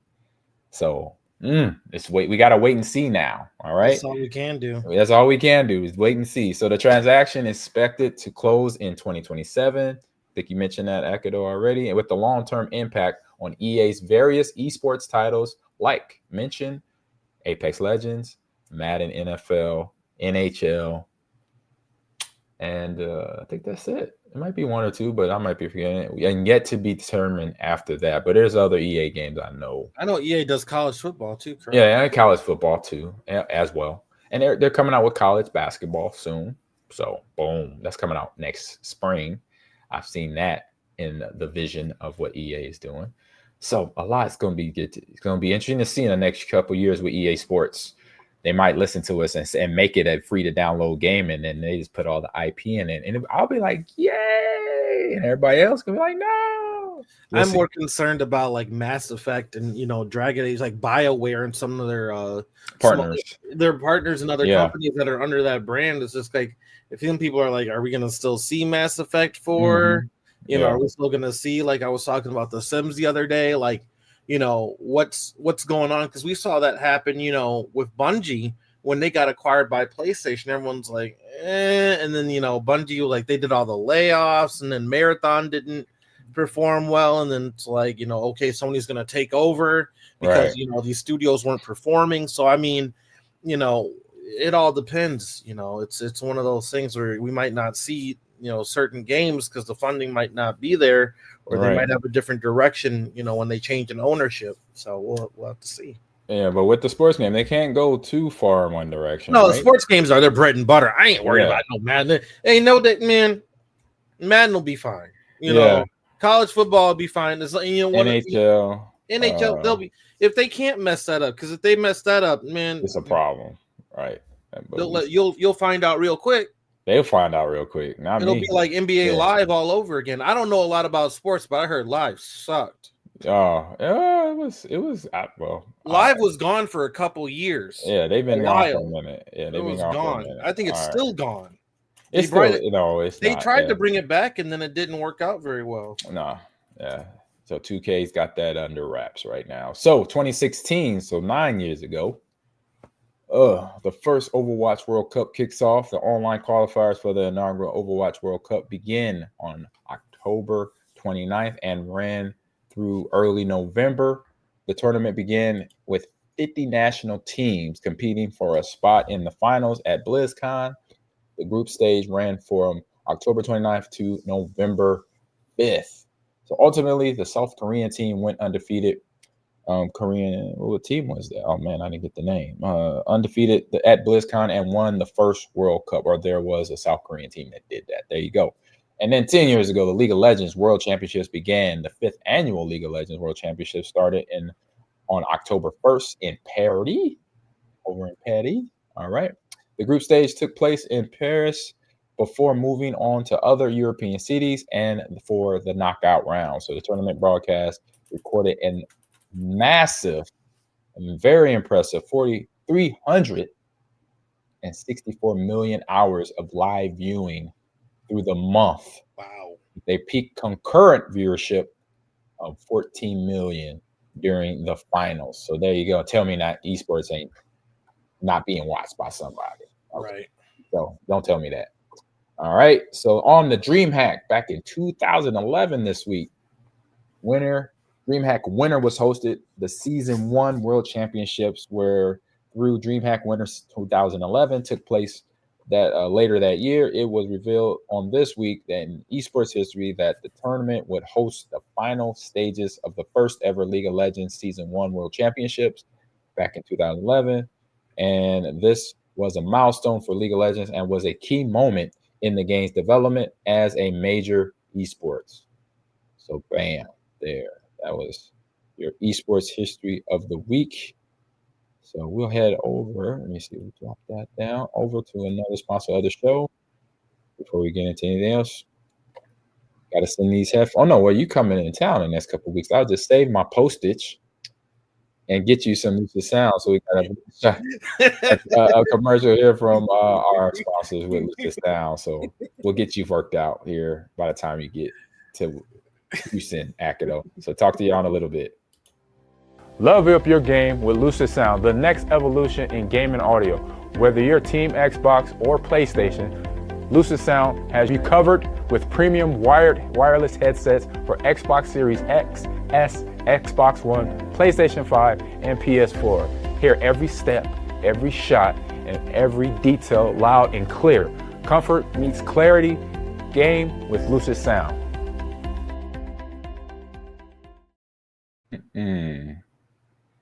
So, yeah, I'm gonna have to check out some of those headsets. I'm just kind of when you come here, I got them in the. They're right behind me in the closet. We got plenty. Usually, it was like, what kind of headset are you using? Akido? No, you good here. So this or that, we got to go into the audio real quick of this. I said I was supposed to be doing this. So here you go. This real quick. Or that. All right, we got the this or that gaming edition, and we got some things on this list. I already know I'm guilty of one. It happened years ago. I'm 48, so it happened 40 years ago. I don't know if it was to the date. Maybe not. But this did happen to me one day. It's the first choice of this or that popping up on the screen here. Rage quit or throw a controller. Or controller thrown, excuse me. So don't throw both. Controller, man. I did both. I rage quit it.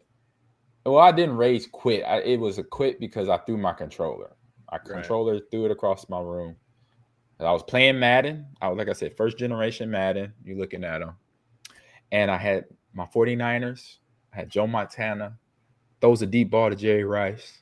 And if you know this, if you watch this show, you know it. You watch my stream, you know this story and where it goes. The ball got intercepted. And I was mad because it did, because I was trying to score the touchdown with Jerry Rice, the best wide receiver at that time in the NFL, and the ball got intercepted. And it shouldn't have been intercepted. So I said to myself, I said to the TV screen and my Sega Genesis controller, I looked at it, and I said, the game is cheating. It's cheating. It's cheating. It should have been a touchdown. And all my mom hears is me yelling at the screen. She comes in my room. She opens the door and said, boy, what's all that racket? I was like, it's cheating. The game cheating. It should have been a touchdown to Jerry Rice, but it was an interception. And she looks at me. She looks at the controller on the floor. And she looks at me again and said, you know what? You break it, you buy it. I was like, I was a smart 8-year-old. I said, what? Buy what? That controller. You broke it. I was like, I don't have money for that. I'm 8. So do not do either here, but you got to pick one because we all rage quit it. So I'm going to go with, I actually controller through. I threw it. So throw a controller for me. Don't ever throw a controller, bro. But I fixed it. My dad, he was IT at Northrop Aviation in Southern California. So I went to my dad's toolbox. He had an extra toolbox at home. Went to it. I got the electrical tape. I got those little screwdrivers that are in IT boxes, right? Yeah. IT toolboxes, those little thin screwdrivers, and a soldering iron that my dad showed me how to use all this stuff. So just so you know, I wasn't just going in there reckless. There you go. And I soldered and I unscrewed and got everything working again on my Sega Genesis controllers. I say, if you're a gamer, you would have liked what an 8-year-old mom could do then. I fixed the controller back to gaming. So I learned, don't throw the controller, like Akido said. Don't throw the controller. They're too pricey nowadays. Like I got my DualSense Edge or my the Elite. The PlayStation one? Oh my God, no. That's like a $200 controller. I can't. I'm not throwing it. And we even buy a Elite controller. The A50s were the headsets, right? Yeah, you saw the side conversation where we're talking about the cost. He's saying that the Steel Series are $600, and mine's are like these are like $349. Add on $200 to that. Oh my goodness. Yeah, my mom and dad be like, You better just roll. What are those Bear fan? What does the headset do? Does it play for you or? I know. Oh, here it is. Arctis Novas. Do you have proximity chat on that thing automatically by itself? No game required. Like, what's up with that? What are these? I'm looking at them right now. So, chat, where you at? Rage quit or control? Nobody wants to admit they rage quit it in gaming. Y'all better put them hands up right now. You better. I know, Bear fan, you didn't rage quit it at least once. Akido, I know you did. I think you verbally. I don't rage quit often though, because I mean, like, I'm not really allowed to. Like, only you could do it when Artie's not home, right? Well, no, I mean, you don't do that. I got too much pride in me to be rage quitting. Like, I mean, I don't care how bad we're losing. I can't see myself rage quitting because I've seen it happen too many times when we're playing together that we were like, man, there ain't no way we can win. Come on, man, we cooked. There's no way, and then somehow, some way, we win by like a point or something, or we lock in and we get it. And I'm like, man, if I would have rage quit out on that match. Right. You can't. Oh, I'm not going to let you rage quit if we're playing together. I'll just let you know that anybody, especially you, Akido. Wireless battery type externally, never have to. All right. Next one on the list, since nobody want to admit the rage quitting, I'm going to put the next one up. Accidentally muted on Zoom, which everybody's done this at least one time, or forgetting your camera's on. Well, I've done both. I accidentally muted. I don't forget my camera's on. You gotta double check that. I've seen too many horror things on Twitch or on Zoom where they say something about your boss or something else. Like, bro, you're still live. Bro, you're still live. Stop. Right. Well, Bear fan says he's being truthful here. So never rage quit that I can recall. You can recall this just where the question mark would come in. But accidentally muted happens a lot where I'm always checking in. I know sometimes, obviously, we on the podcast and on the streaming, audio problems always happening. So I would say definitely accidentally muted on Zoom where I'm going into my fuel dissertation and nobody hears nothing. And then they finally go like this. So there you go. All right. So that just happened at the beginning of the stream. Right. Yeah, exactly. I did it today. All right. We have anybody on Instagram? Oh, they said both. So we have my man M Quit Man. Oh man, his name is it Quit? No, Quiet. It's no Quit. Quit Man. He says Ray's quit for sure on Instagram. He said controllers are too expensive to be thrown. That's what I'm saying, bro.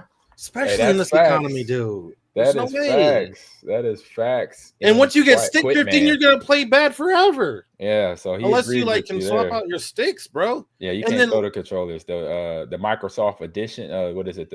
What is it called? The Elite controllers. Elite controllers. Yeah, you can't throw that. I can't even swap out the sticks like you can on the DualSense. I got my Master Chief one here. I can't throw this thing. That ain't happening. So shout out to M Quickman 77. He said controllers are too expensive for throwing. LOL. So there you go.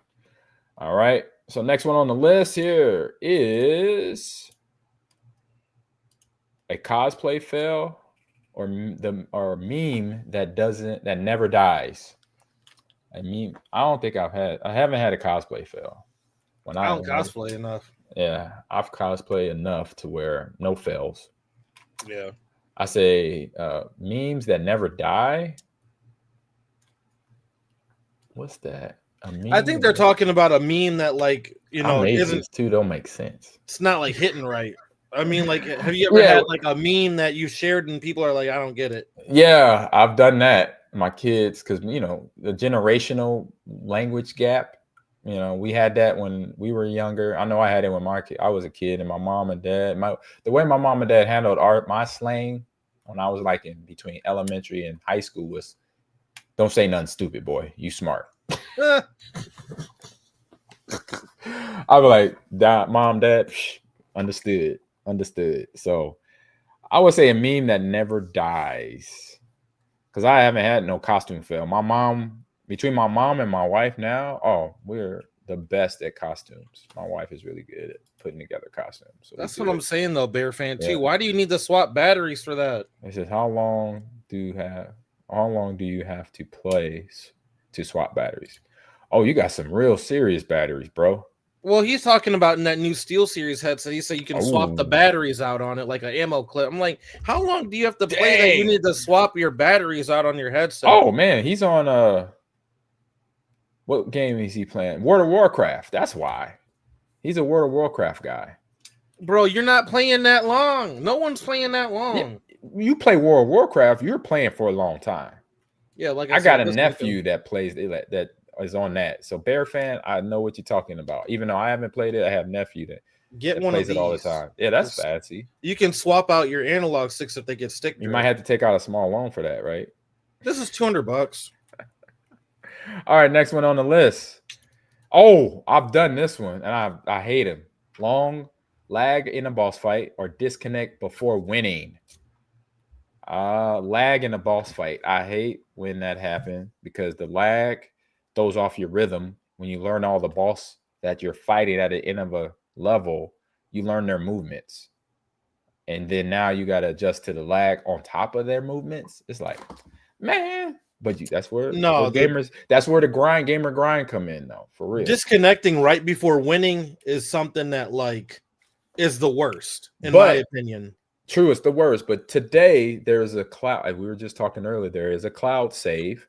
Back in the day, there was no saving. Back in my time, if the power got ripped out of the console or the house power went dead.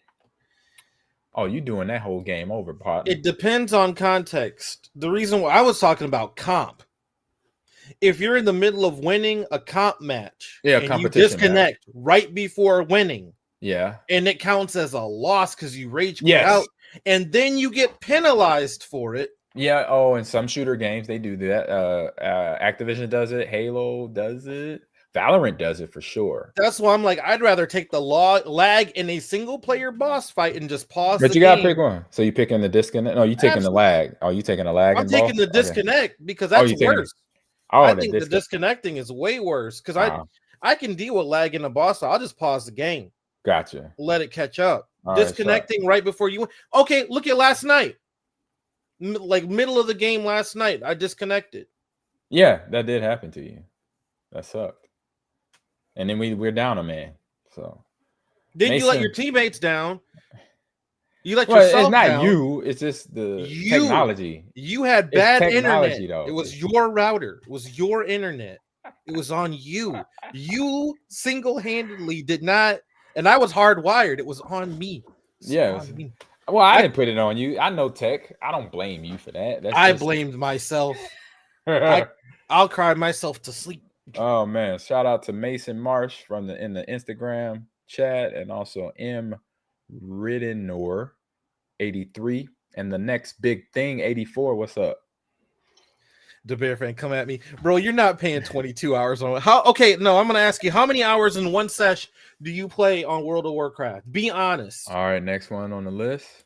I'll put while y'all talking about that, I'm going to the next item on the this or that list, and last one too. It's the last item.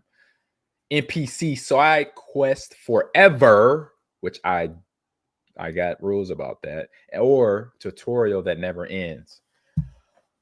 NPC side quest. Easy. Yeah, I hate those. It drives me nuts. You can still do whatever you want if it's an NPC side quest, but it wastes time. That's the whole point. You don't have. You can do other quests while you're doing the side quest, though. Unless I'm done with the game. That's the only time I do side quests is when I'm done with. Unless it's a side quest you have to do to finish the game, which some games have done that. Oh, you can't do this until you go do that on this side of the map. And I'm like, all right, you got me. I gotta go through the other side of the map. Just got wired at the point. What's that? Well, he's saying, "Oh, I've been playing since 9 whatever this morning." I'm like, bro, just go wired headset at that point. Oh, but for the pick, yeah, I say they both things I don't like because at least tutorials limit you. Tutorials limit your capability. At least in an NPC side quest, I can leave you be. I'll be like, I'll take your quest. I'm gonna do me for like a couple hours, and I'll come back to you. No, a couple hours. Now for me, that's a no. I'm good. I'm like, nah. In Skyrim, you take on a bunch of different quests. Think of World of Warcraft. Okay, the Bear fan. How many NPC side quests do you start and don't finish until like you've done like 5-10 other quests? I'll just take an educated guess on that. A lot. Bro's got probably like 30 quests. For real. Yeah. Oh, I know I had it was I don't know. The Bear fan might be about that life though. He might be Star Wars though. Remember Star Wars Outlaws? Remember every time I beat up or beat a level or beat the mission, they added in almost five side quests per. So it's like when I go back in that just to play it for fun, I probably got 200 to 300 side quests in that game. Never go back and forth, finish them and turn them all in. There you go. There you go. That's what you go do. We're gonna have to have the Bear fan get interviewed about World of Warcraft or something. You're gonna have to educate some people. He plays that thing. He be on it. All right, that's the end of this or that. And on that note, we head into another partner of the show here, Devour Go. Oh, we got to get the guild started, bro. We got to do that. Call of Duty guild, Halo guild, or just call it a shooters guild. That's what we need to call it. We need to come up with a guild name. Way too much grind loss in between. We got Trevor McCon says, we're both sexy, dog. I guess I am looking good over here. Thank you. Appreciate you. All right. Let's take it to our partner of the show, Devour Go. Gotta say, what's up? See you on a few. While you game, Devour Go delivers more than just food. It is the next-gen commerce platform bringing seamless ordering into the heart of gaming and entertainment. Skip the app hopping from your computer to the kitchen. Devour Go makes it easy to fuel up without missing a moment. Game on, eat up, Devour Go. All right, we got this week in video game history, September 29th, which is on Monday. And October 3rd, which is just Friday. And then I believe Halloween is on Friday this year. Let me double check. It should be. Yes. I got my calendar up. I think it is. So, this video game history is... So we have this week in video game history. Notable game releases included Train Sim World 6 on October 1st. So today, the 25th of new history. Numerous games like Go Fight Fantastic, Hodoro, and the Grinch Christmas Adventures on October 3rd, 2025. So older anniversaries that we're going to also talk about in the time frame between 1999, the release of Tony Hawk Pro Skater 2. That was 1999. I thought that was 2000 something. And the 2000 release of the Ninja Gaiden Black. There you go. There you go. I remember that. But for now, in the recent time, this week, October 1st, so today is the Train Sim World 6. Releases on Xbox Series X and X, Xbox One. Also, I'll just say all platforms. So allowing players to drive trains along the Dolish Seawall. The Dolish Seawall.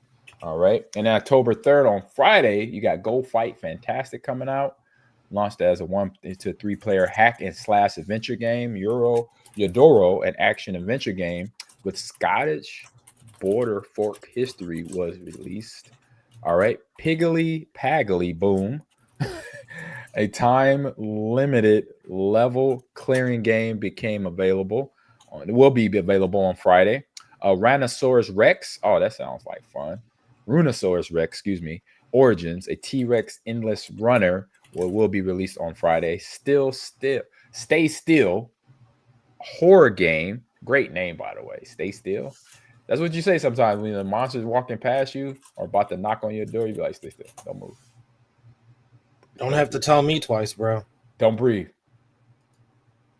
There you go. So Stay Still is a horror game where you explore a house to escape spirits. Will be launched on that Friday. So what game we gonna start with? You figure it out? The horror game we're gonna start playing today? Before I go into the last question here. or the last comment on one of the Chat, help out. We got what? Resident Evil. We got Silent Hill. I don't even know if I have Res Evil on. We got to go with games we have. So games we know we have because you got Game Pass too. I know Alien Isolation, Resident Evil 2 Reloaded or Remastered or whatever. I don't think that is that one on game. Alien Isolation is on Game Pass. So yeah, Alien is I'm thinking things on that we both have. So Game Pass, Alien Isolation, all the Alien games, by the way, and then Resident Evil Remastered 2 or Resident Evil 2 Remastered. So there you go. And then the last game that's coming out on Friday is The Grinch Christmas Adventures. Merry and Mischievous Edition will be released. And then games throughout the past, we're already missing back in September 29th, 1999. It was Tony Hawk Pro Skater 2. I think one had to be on the original PlayStation because that was about a 4-year gap from the time the console came out and the game released. So there you go. Ninja Gaiden Black back in 2000, September 30th, 2000. So I remember that Mortal Kombat Special Forces also released on September 30th, way back in 2000. So 25 years ago to the day. All right. And then what's another fun one in here we talked about offline? My man Akido probably played this game 10 years ago on September 30th. Cuphead. I know I haven't played it yet. I thought it was a weird Mickey Mouse type game. Kind of creeped me out. But look fun. That's what creeps you out of all the horror games? I'm not scared of it. I just it looked like a little creepy, but I want to play it. You should look at the Detective. They're coming out with an actual Mickey Mouse style Cuphead type game. It's a shooter. Yeah, PI Mouse for Hire or something like that. I'll send that to you. Sounds fun. That sounds awesome. And then Lego Dimensions. That was out. It came out on September 30th, 10 years ago, 2015. And today or tomorrow coming out, and Nintendo sent this out. If you own a Nintendo Switch and you have the profile on Nintendo, Nintendo Direct, you will get the updated, and you could get wallpaper for the Super Mario Galaxy plus Super Mario Galaxy 2 compilation that will be released tomorrow. So there's pictures you could put on a screensaver on your phone and on your PC, which I did on my phone, and I love it so much. There it is. I'm going to show y'all, too. You can see the background on my phone. It has the Galaxy in the back. You see Mario, little Mario, and the other Mario on a Yoshi right there. You see there him? He is. That's So that's my background photo along with my granddaughter. So boom, doesn't get any better than that. Then go back to 2015 also. NES Classic Edition is out, and Star Fox 2. Bam!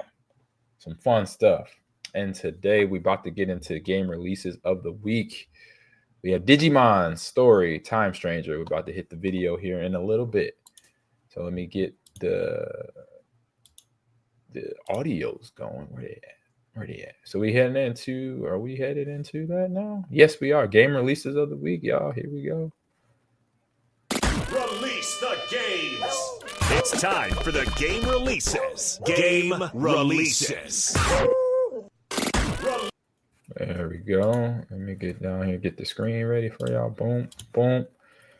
And we got the game releases of, let me hit it. Turn the volume down just a tad bit. Get it going. There we go. Digimon. The Titans have of late begun making incursions into every corner of our So world. tell me, is this something that obviously competes against Pokemon, right? Kinda, or no? I should be able to. I'd heard Digimon didn't really get into it, but it to me kind of looked like something that was like. I would put them almost in a completely different category. Oh, okay. What's the difference? There's a lot of difference. I would say Digimon. There's more Digimon than Pokemon. Okay. I would say that it's more of a mature and a more story-driven type thing, and it's more in the digital world than like Pokemon. So it's like, you still have like your partner Digimon and stuff like that, but it's based off of a digital monster versus Pokemon taking obviously place Digi. like, That's where the Digi comes in at, right? Right. So Digi, the designs are completely different, and once again, they got more mature elements to the Digimon. Series. It's still turn based.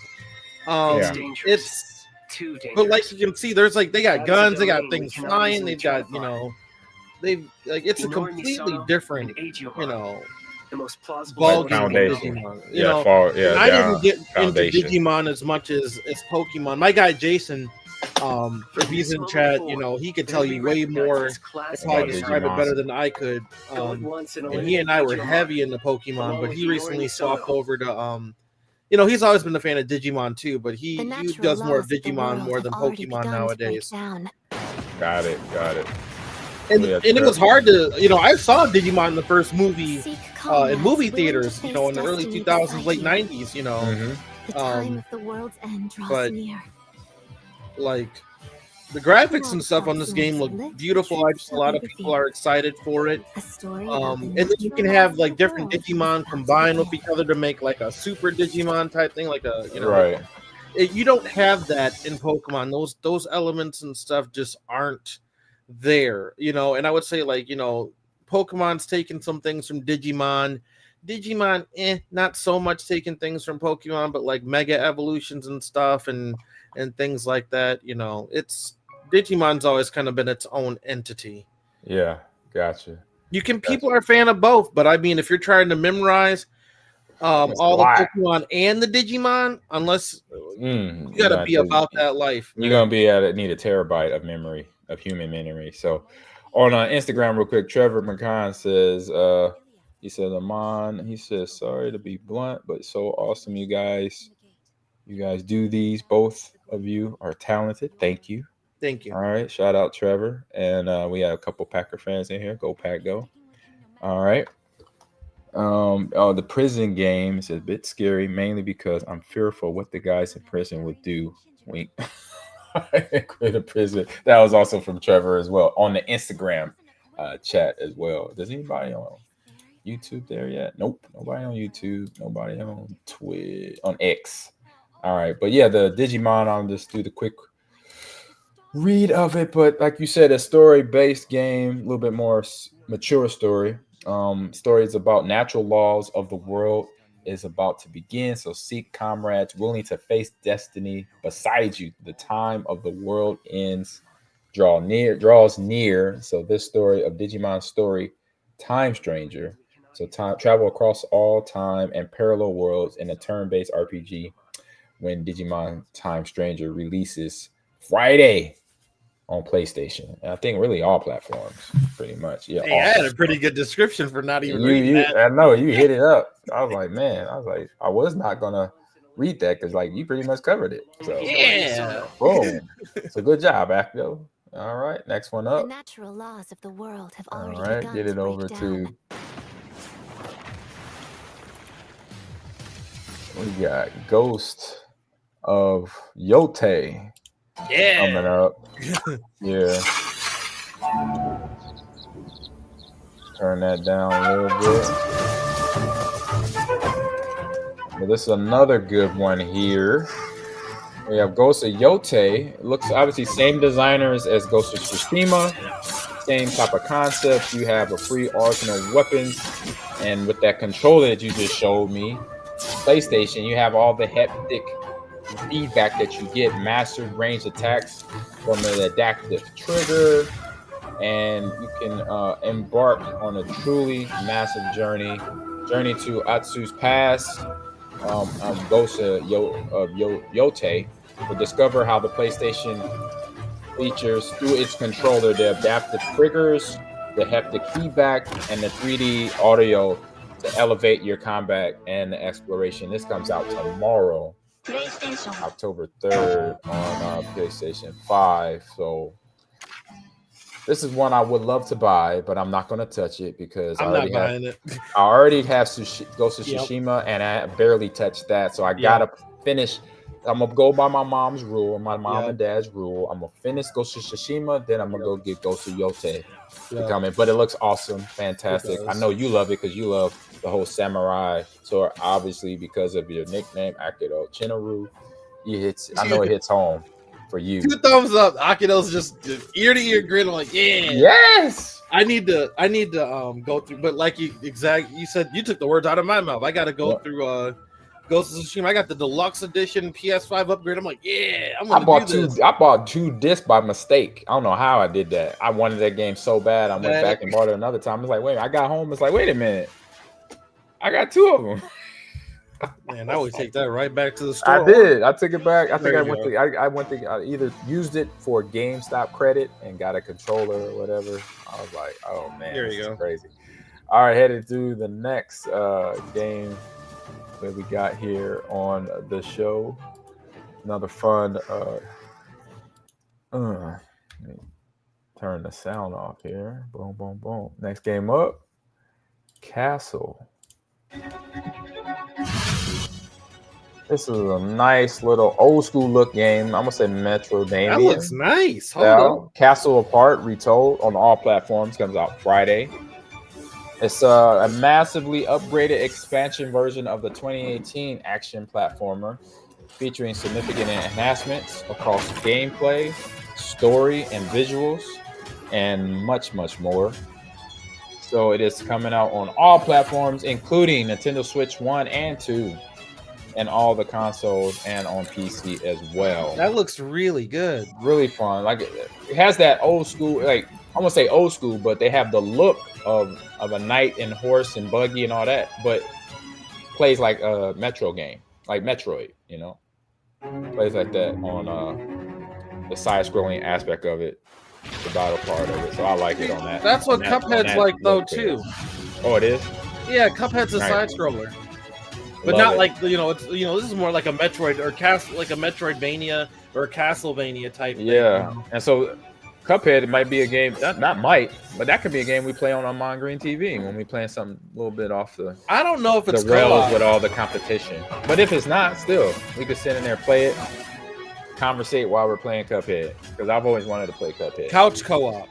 Yes, indeed. But yeah, this is Castle Apart. Check it out. It comes out Friday, all platforms. Big fun of gaming. All right, as we coming down the first hour of the show, we've been pushing. We're about to push into almost 2 hours of podcasting here, y'all. All right, enjoy Castle Retold there. I like the graphics on that. I mean, like, for being a side scroller, I think people, you know, not. And I'm not saying that there ain't been some really good ones. Obviously, you have like Dead Cells. You have like the roguelites of Metroidvanias. You had Metroid Dread. I'm missing a whole lot. That's Jeff Cole TV's. That's his bread and butter, not mine. Right. But it looks. I always get intrigued by those. Oh, Prince of Persia, that recent one, and I think they even had a couple of Assassin's Creeds that were side scrollers as well. I'm missing a big one. Oh, Hollow Knight. Oh my god. Oh yeah, Hollow Knight. It just came out too. Oh my goodness. I'm like, why am I missing a big one? And that just came out. Yes, it did. Oh no. They're like, are you forgetting Hollow Knight? I'm like, I'm sorry. Right. The Hollow Knight was like up for awards. Because I mean, people were waiting for Silksong for so long. And the thing about, you were just talking about the price of games and companies not being you know, greedy or stingy with the price. Correct. Silksong's only $20. What's that? Silksong's only $20. Ooh. They kept it the same price, and that's not on sale. It's $20. Right. Yeah. So I mean, they have a game that everybody loves, 9 out of 10, 10 out of 10 game, $20, and everyone's enjoying the crap out of it. You know, they didn't have to raise the price for it to sell a lot of copies. Arguably, you know, people were already a fan. I think the other one, Hollow Knight, is still like $15 or $20 as well. I think it was like 15 or something like that. But also really good price, really good games, really great price. I think Cuphead also is only like, you know, $20. Yeah, Hollow Knight's 15. Not even on sale, just $15. Or they have a bundle for 20% off. I'm looking right at it on Steam. You can get both games. Oh, that's with the soundtrack. Sorry, I thought it was both games. Still, like, you get that in the soundtrack for like $24. You know, and I heard, you know, despite it being like a side scroller, it takes a long time to beat that game. Oh yeah, it's lengthy. No surprise there. So we're headed over to what's on stream here real quick. Row your boat gently up excuse me. It's time for what's on stream. All right, we got season 2 Andor, last couple episodes, episode 11, and then 12 is next week. And I've already jumped ahead where I know what's coming up in 12, but just to get it right, I started watching Rogue One right after 11 last night. And it just got a nice flow into coming off of Andor season 2, takes you right into Rogue One, and where that movie starts off, where Andor season 12 or season 2 episode 12 will lead off in going into Andor 1. So they've done a masterful job with this. So let me get the video up and running here in the background as we talk about episode 11 for season 2. Episode 11. Who else knows? That was the question that Captain, I think it's Canarak, asked Deidre when he's interviewing her. We'll get to that right in a second here. But Cassian, in this episode, Cassian returns to Coruscant for one last extraction, and we all know who that is. That if you've was a part of this episode or part of the show last week, you know I'm breaking down Andor season 2, and at the end of episode 11 here, we have everything coming down to an end. A real quick question from Pac-Man on Instagram. He says, does the new Halloween game coming out next year interest you at all? Looks like super sick. Ooh, I did see the preview of that. Did you see the preview of that, Akado? I did. I think Me it was too. showcased during the PlayStation. Just because I'm a horror fan, Pac-Man, Cam, yes. I don't need to see it. I already know what Michael Myers is about. He's about that life. So yes, if that answers your question. So boom, there it is. But now back on to Andor season 2, episode 11. So we got, like I said, got a lot of stuff going on. So remember at the end of last episode picks up where the aftermath of the hospital bombing that Sayla had to basically cover up her in and out of the hospital because she was taking care of Luthen, making sure they didn't bring him back to life, revive him, to then tell more stories about Ness Luthen right there before he took care of Lonnie. And so Lena Soul Hospital on Coruscant, the ISB supervisor Hurt, a former subordinate to Deidre, inspects the scene, and he always wanted her job anyway. So you could tell that. And when basically later in the episode, he gets her put in a jail cell for disobeying her, and that's where she gets interviewed by Canarak, the general. If you remember him from Rogue One, he caught Galen Erso and took him and his wife back to the Death Star, but not his wife. He ended up, I think the stormtroopers, the Emeralds, the Empire stormtroopers came and shot her to Galen. His daughter got away, which is Stardust. I can't think of her character name, but I know her nickname was Stardust. So you have all that coming up. So he's told, so as I'm back to ISB supervisor Hurt, he is told Attendant Jodali that the 2 ISB drivers were killed, one is missing, and multiple security personnel, hospital staff were all dead or unaccounted for during Kyla's enter into the hospital to then take care of Luthen to make sure he wasn't alive, to get brought back to life, to tell any secrets that he was holding, that he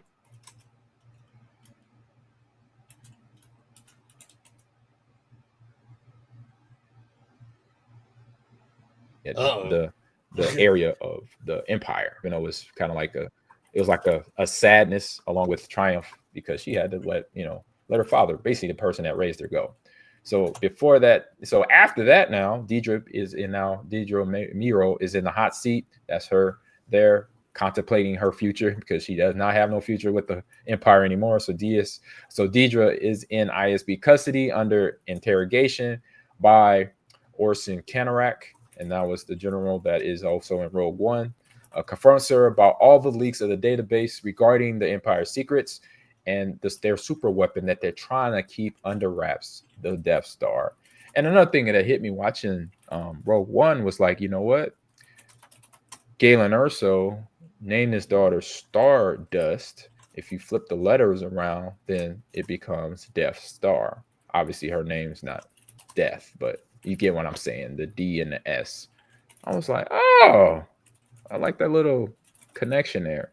So So during the interrogation, Kenrick demands who else knows about what you know about the Death Star, about how the cover-up from Gorman to what they're digging out of the ground in Coruscant and all that's been going on. So he pressures her to reveal what extent the plans have spread and who has been given also access to this information. And to her, it's like not much people, but obviously we know Luthen, as you see him right there before he passes away.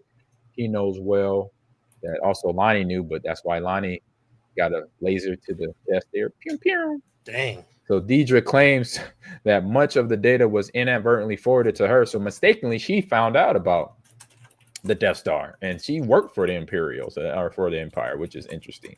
So rather than willfully salting out, like, you know what, I didn't know, she said, no, I found out, but it was mistakenly sent to me. So she only discovered connections after that fact, basically. So she suggests that Deidre's responsibility is being conflated with intentional betrayal. So that's where Canarak was like all on her heart. It was like, hey, everybody's a suspect in his head.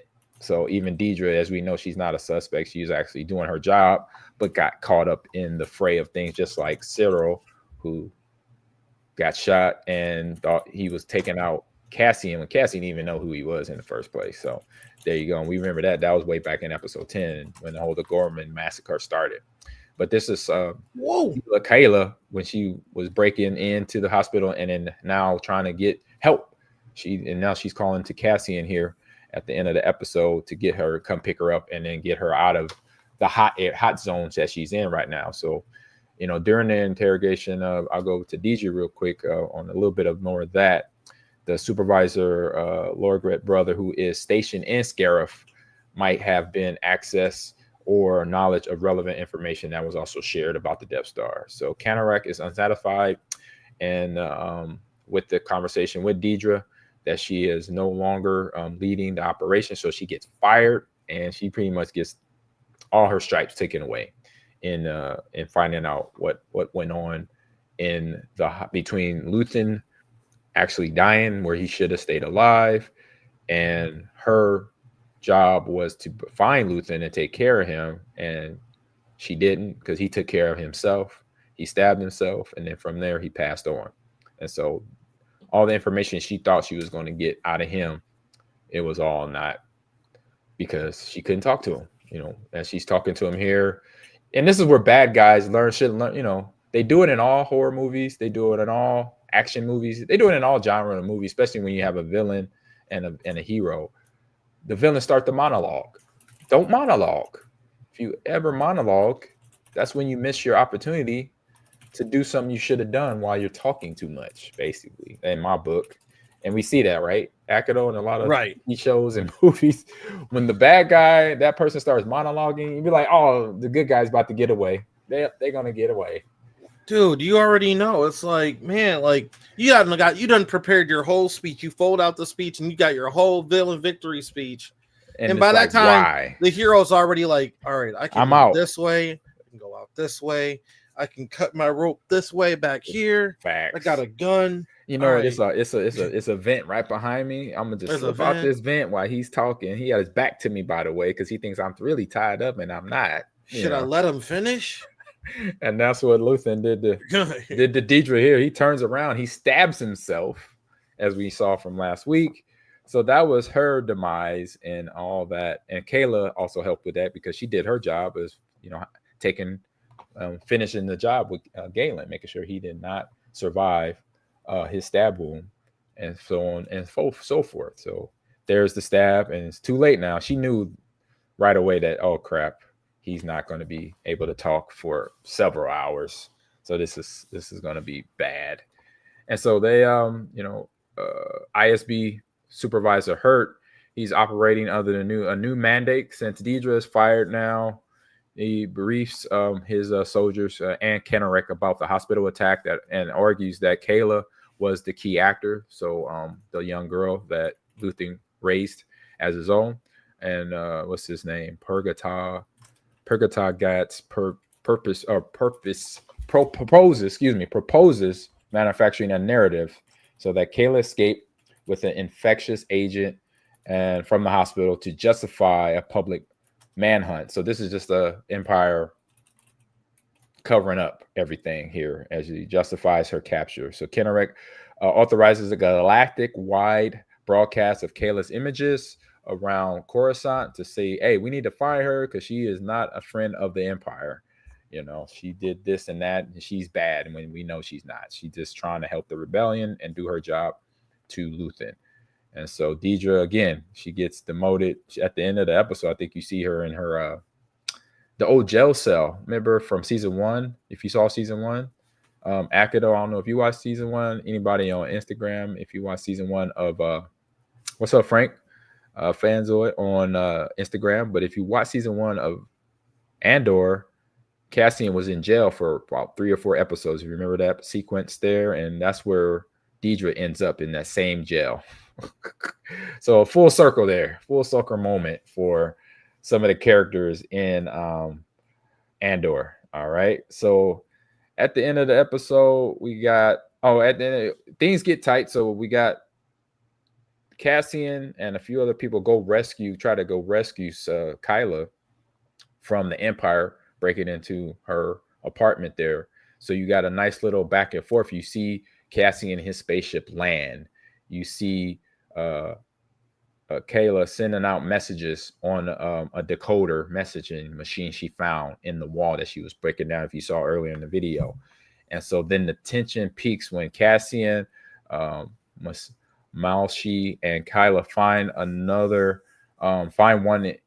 another in the apartments, and Kayla reveals the critical information about Lonnie, about the super weapon, which is the Death Star, about the Kyber resources that are being dug up, and the stakes of Luthen's death, of him passing away, what was important that he did not be able to share with the Empire. So that's Kayla right there, if you didn't know it. And they debate whether to escape or stay. And of course, Cassian's like, no, we getting up out of here. The Empire is about to come knock on your door. And so at the time that happened, the Empire or the ISB sent out a radio signal that cuts all radio frequencies off. So there's no communication between Cassian and K2SO, the android they reprogram now. So he's sitting in a spaceship as Cassian and Melshi and Kayla are trying to get back to their spaceship. And then it's all nice little sequence of a little shootout.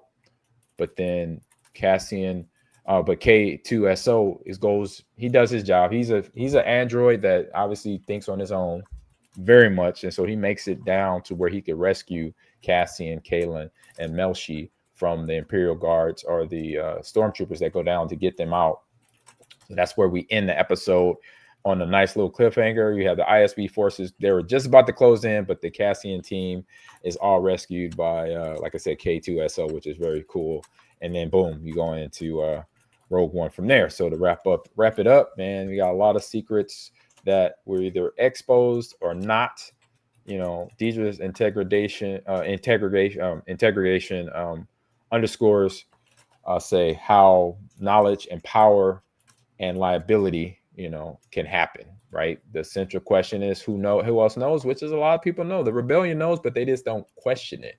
I mean, they question it. They think about it too much. And I tell you this to Akido all the time, they'll overthink things.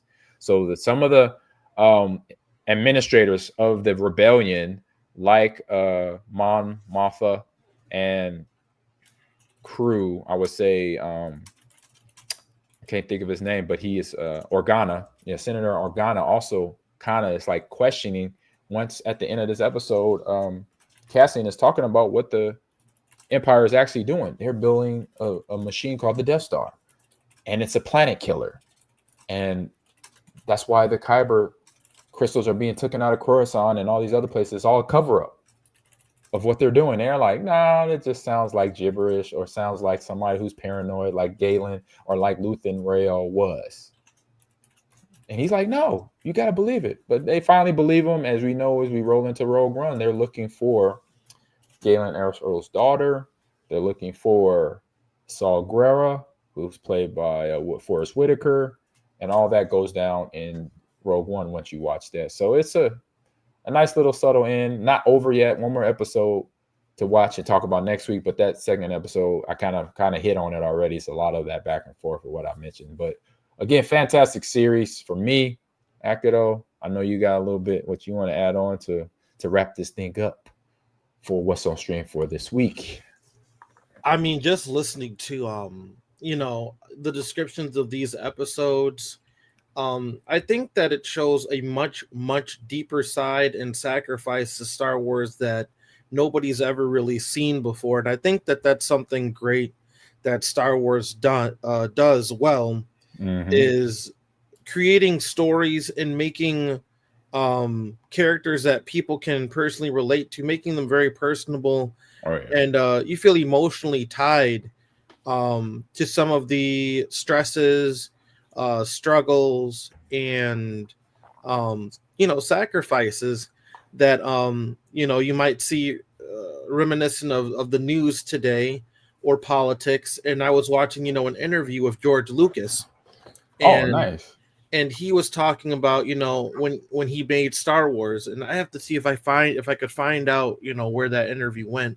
But he was like, when I made Star Wars, there was no, it was like a blank slate. I could talk about how empires rise and fall, and he said some of it was reminiscent of the politics of the day and things like that, but I could tell it in a story in a different kind of fashion and stuff like that. And I think that whether you agree with liking Star Wars or Star Trek or anything like that or not, the one thing you cannot deny Star Wars is that the universe and the fans, even though they can be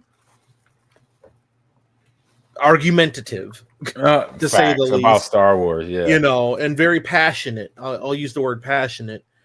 They tell a darn good story. And at the end of the day, can you hold that thought? I got nature call real quick. Sorry. Go ahead. I'll be right back. Sorry, guys. Oh, you're good. With that being said, I want to give a hits chase. We were talking just on the side too about Halo 3 and esports and stuff. Just as a quick intermission before I finish my thought. We were talking about just retro games and how the price point of the $60 games, and a whole side conversation about Halo 3. I believe it was in the James Cameron, The Story of Science Fiction doc, where George gave an interview you're talking about. Let me double check and see if that was it. If it is, thank you for helping me out. I'm just filling in for until he leaves. Story of Science Fiction.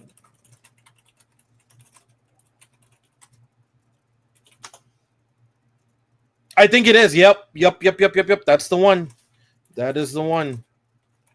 Thank you for that. It was on a Facebook reel, man. It was literally that was on a Facebook reel.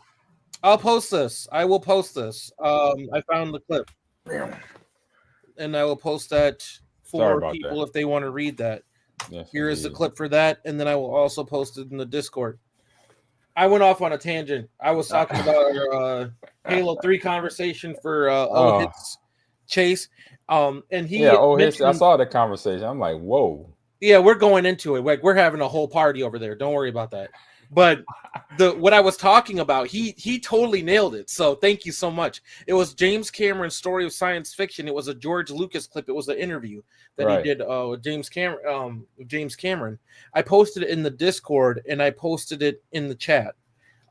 Really, really interesting what George Lucas had to say about when he was creating Star Wars. It really hits home. Oh yeah, I'll have to check that out. Let me copy and paste this thing right now. And that's the other thing too. I mean, like with politics, I think that Star Wars, whatever side you're on, I think it paints it in a view of both sides of, the rebels and the sacrifices that are made in the Empire and whatever their goals are. And I think in the interview, he's talking about that there have been different empires throughout time. They're like every era of time. Right. Yeah, there have been different leaders, different empires. And he's like, you see it here, you see it here, you see it here. And he wanted Star Wars to tell the story of the underdog. Of course. Right. That was what, George Lucas wanted to focus on when writing the story of the rebels and everything that way. And he talks about that in that interview. Fantastic interview. If you guys get a chance. I literally was like, I think it was after we got done playing COD last night. I'm like, when your Facebook doom scrolling on your phone? Yeah. That was me. I came across this interview. I'm having these like profound thoughts at like 2 a.m. Like, wow. All right. Yeah. Oh well, I mean, but that hits it on the head, and that's where you saw right here on the screen here the escape of Cassian and Melshi and Kyla, and on forth the other things that you hit in that interview that Lucas hits is like you just knew, like from the first Star Wars. Even though I was a kid and saw I saw New Hope first, and then Revenge of the Jedi in theater. Then I saw Empire Strikes Back later, so I kind of saw it out of order, but eventually I put it together. But yeah, you could tell that Luke right away, he was the underdog. You knew he was up against. He was just living with his auntie and uncle, parents. He don't know his mom. He know his dad was somebody special, but wasn't sure because his uncle kind of told him the story. Where his dad got, how'd he say, obsessed with the dark side or obsessed with the Empire or something like that. Romance, that's something, how they dress it up in some of the writer speak that's in the storyline. But you knew that. You knew, like I said, you knew right away, like you said, Luke was an underdog, Yep. So boom.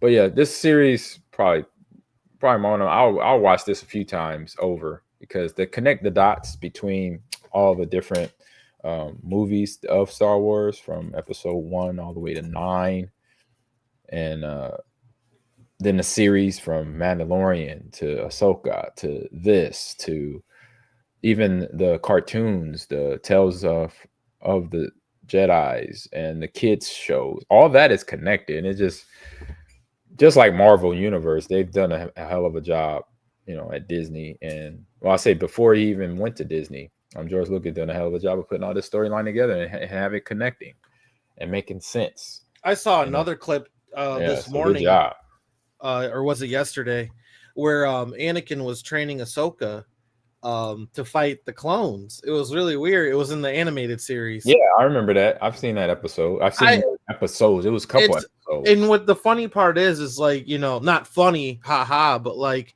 when you think about what he's kind of prepping him for, it's like foreshadowing. You're right. Order a lot 66. Of a ton of foreshadowing. A ton of foreshadowing. And All I mean, over the like, place. It's crazy. All the super time. crazy. And you see it just repeat too. How, Ahsoka stepped away, I guess, from Sabine. I still need to watch the Clone series and stuff. The Clone series was good too. And Luke stepped away from, training Rey, and just like it kind of just repeats. I see what they're trying to do. And a lot of that stuff is, after Disney's buyout and takeover and stuff. But I mean, like, Star Wars can always tell a darn good story, especially with Mandalorian and just, and then the whole series, the whole bit. And the Mandalorian movie is being set to release next summer or whatever. Mandalorian and Grogu. Yeah, we'll have to see where you're at. Maybe we can go catch someone together. It'll be fun. Yeah, if I'm on the road or not. Drew could Eord come on up too with that one. Yeah, that's he'd be all over that. What? All right, so got that done there. So that's what's on stream. Andor season 2, episode 11. Who knows? Who else knows? And we got last episode 12 to wrap up next week. Please hear on the Gamers Lounge. So we head into the last segment of the show, Ahman Green's Gamer Tips of the Week. And if you be keeping up, we're doing sports games right now. So when you know when to attack and when to defend, so you practice doing this. The tip is balance your aggression and defense. Don't overcommit players for leaving your defense unexposed. So between being a defensive player on Madden or defensive player on FC soccer or on NHL hockey or even in a baseball field, right? You don't want to rotate your outfield too far to the right or left, not thinking you know where the batter is going to hit the ball. So focus up on that. So practice, play matches, focus on defending first, then gradually improve your offensive game. And I say that is true to fact because the hardest part is obviously playing defense on most sports games, especially in Madden. In NBA 2K, I think I'm pretty defensively. I could lock down people a lot faster than I can in Madden for some reason. And I played football growing up, knowing that I know the game. It's just tough to anticipate. You don't want to anticipate certain things. You know that certain route combinations are what we call concepts. you see where one route is going, you know where the second and third router is going. So sometimes that does play into reacting, but sometimes there's an audible. So you might see the formation, and the formation looks like the pass route they just did, but a good player always changes the routes. So then throws you off a little bit as a defender. So it's always 1,000 ways to change the routes in a game of Madden. And then also playing basketball, there's certain plays, picks you run in 2K.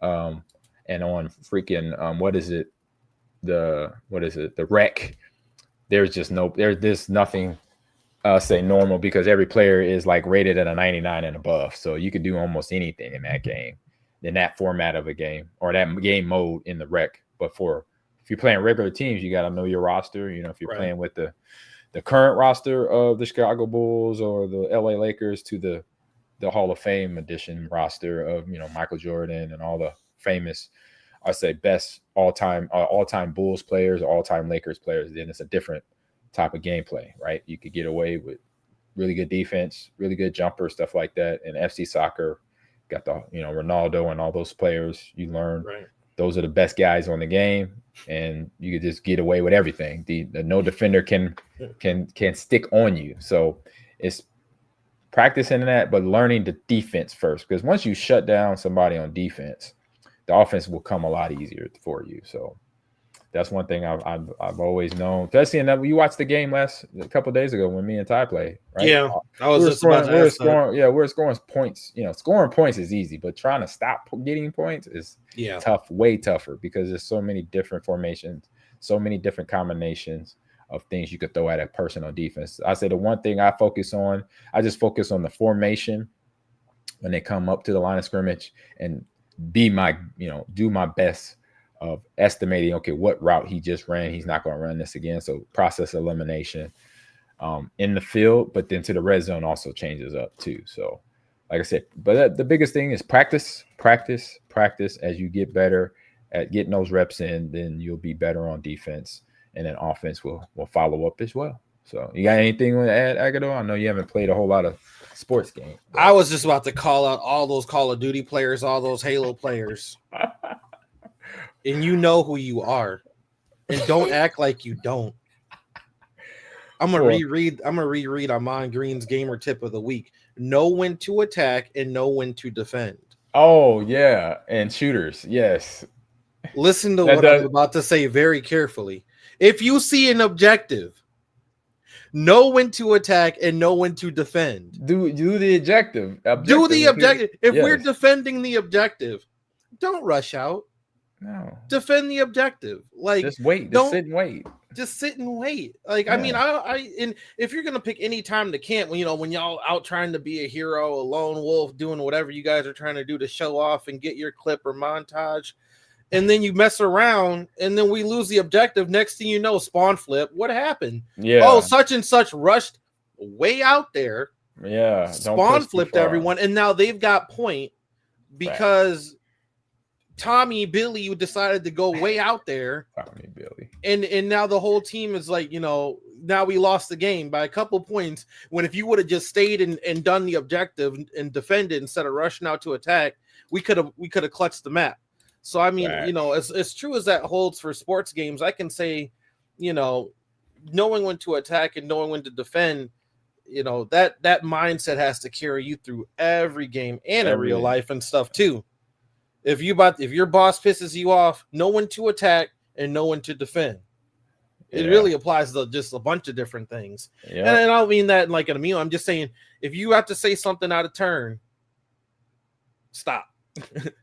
Facts. I mean, I only say that also because I used to play a lot of chess, right? It's the same thing. Know when to attack and when to defend. Chess is big time, right? If you lose your king, it don't matter how much you're trying to attack. Your game's over. Yeah. Oh, yeah, he knows that because he plays a lot of chess. We got to play. I can't wait to start learning from Akado on some chess there. So, but yeah, that is the gamer tip of the week that transitions all into shooters and other games that has any competition to it. Know the game mode. There you go. So shout out to everybody on Instagram. I see my man Jason A. Swanston on there as well. Shout out to him. We are going to be creating a whole nother platform through my man Jason got this thing called Plugger. I can make my own. Just imagine, guys, that I create. Well, I got my channel right now, Ahman Green TV. We have NILTV Esports that we're growing as well, right? We've been on both. We're gonna be on both coming up here in a second. But also, what about if I have my own channel when I can have all movies, horror, action, comedy, the few love story, romance movies that I like on my, and you can go watch that when you want to watch it on my channel. Ooh. So you look at Ahman Green's top 10 horror movies to watch, Ahman Green's top 10 action movies to watch. We're going to be working on a platform called Plugger, where you can also stream just like Twitch, make money, but then also create your own, basically, TV guide. Remember TV guide? It's called the guide on your controller now. You just hit the guide button and it shows you all the TV shows that are coming up. Now you can come on my channel and see all my shows that'll be coming up that I got. Oh, trust me, and I watch a lot of movies. I watch them all. I don't just watch horror. I watch action. I watch comedy. I watch romance, drama, epic autographic movies. I watch all that. So we'll be coming at you with Plugger here in the next couple days here. I'm gonna mess with it tonight, get the account set up, and we'll have some fun, just like we've been having fun here on the Gamers Lounge. So, all right. So everybody on Instagram, thank you for chiming in and joining and watching. Thank you for everybody on YouTube and X, and then also here on Twitch as well, and LinkedIn. We're on LinkedIn too. We're on LinkedIn. We're on YouTube. We're on Twitch. We're on X. We're on Instagram. So I appreciate everybody. Miss hearing you in the morning on the Ticket with the Boys. Yes, Harris, 1989. I know. I missed it too. Had some fun when I'm in town. I'm gonna try to squeak over there. I couldn't make it over there last time. I was just busy with fun stuff, but it was busy. Good work. So join the Discord here. I'm gonna throw the Discord here in the chat here. That is the NIL Esports Discord, but then also here is Ahman Green's Gamer Lounge or Ahman Green TV Discord that you could join as well. And please follow, subscribe, retweet, share, download the podcast wherever you download podcasts. My Instagram's accounts as well. Ahman Green's Gamers Lounge, AG_Gamers Lounge on X. Ahman Green 30 on X and Instagram. And Kick, there's Ahman Green Gamers Lounge there. We're everywhere. That's what a good friend of mine that is a popular streamer. His name is Grand Pooh Bear. Go check out Grand Pooh Bear. He said, Ahman, you got to be everywhere if you're going to be a content creator. And I'm taking that advice to head. And that's what I'm doing. Trying to be everywhere. Working with sponsors like Powerade. Stay plugged in, Devour Go. Shout out to Grace and Sway Creations. That's who helps me with my edits, and my man Akido. And shout out to Z behind the scenes doing some stuff. A few other folks too as well. My man Bane. And did I forget anybody else? No, I don't think I have. So we'll be back on later today. Probably in a few minutes, maybe. Play some was Halo. Gonna shout out to Cowboy Natty because I want Cowboy Natty too, and Bear Fan. You know, you got the day ones, and also we got some the new guys, Harris in 1989, and Diamond Killer. Oh, it's Chase. Oh, we have Moose Meat too. Moose Meat, bro. Moose Meat is hilarious. Great name, by the way, too. Then we have, it's Chase. What's up, man? See you in the chat. You and Akido just had a full. Y'all have 50 messages back to back. I love chatting with the chat. I was doing Andor, and I went to the chat. I'm like, good gracious, they just having their own conversation. I told him join the Discord. Whatever else. He's in the Discord now. We love I got chatting. Him in the chat. I put. Oh, do you? Yeah. He already in? Oh, wait. He should be in already. Oh, there's the mouse PI for hire. Oh yeah, I'm gonna check that out. That's fire. So enjoy. I hope you enjoyed the show. So we'll be back next week. And so thank you for tuning in to My Gamers Lounge, where gaming and sports and life collide. We hope you enjoyed the show. I really hope you did. This is awesomeness. I always dreamed as a kid to do my own little fun talk show, and I'm doing it. All right. So I hope you got your daily dose of gaming goodness and insightful conversation about Andor, about EA getting bought for $55 billion for Xbox and their prices going up and down. And all right. So, and I mentioned this already. So be sure to follow us all on social media, all the places I mentioned, X, on Instagram, LinkedIn, TikTok. I would say Snapchat, but we're not on there. But Facebook, there you go. Subscribe to the podcast wherever you download your podcast. Join the community through the Discord like I just added. And until next time, keep gaming strong. Stay passionate about it because it's what we got as gamers, is what we like to play all the time. And so this is Ahman Green and my Gamers Lounge and my man Akido signing off. Hope you got a good rest of your week, and we see you next week. And game on what you got. We are also going to be live in a bit on NILTV Esports. Yes, playing some Halo. So let me go ahead. Wingman Wednesday, y'all. If you guys want to see us game, like actually, like not just talk about the games, but actually game and then jump in with us, I've linked with a link to NILTV Esports in the chat below. Boom. And then tonight, maybe later tonight, we'll play some horror games. Yeah. A horror game? I mean, what is it? Resident Evil? What are we going? I gotta figure. Once again, I saw that they had Resident Evil 5. Maybe we could do. I have two remastered. I don't know if 2 remastered is co-op. We got to make sure that one of those is still co-op. Oh, that's right. We were trying to work on that. I think it was only 5 and like 6, like the old 360 ones. Oh yeah, I have. No, I don't. That's if not, we'll just one of us play. I'll play, and then we'll just conversate. You know? We can do that too. Yeah, it could work. We make it work. We're gamers. That's what we do. We adjust. We pivot. All right. Yep. See y'all in a few on NILTV Esports. Peace out. All right, here we go. We got to do all this little stuff to get out of here now. Natty, where you at? I got to take the banners down. Oh, take that down. Take that down. All right, we got to go here. I got music first. Let's do the music. 5 and 6 are only co-op an outbreak. Okay. Yep. Got the music going now. Hey, once again, you guys got that Discord link. If you have some suggestions for what you want Ahman or I to play, post it there. We want to hear your input. We want to hear it.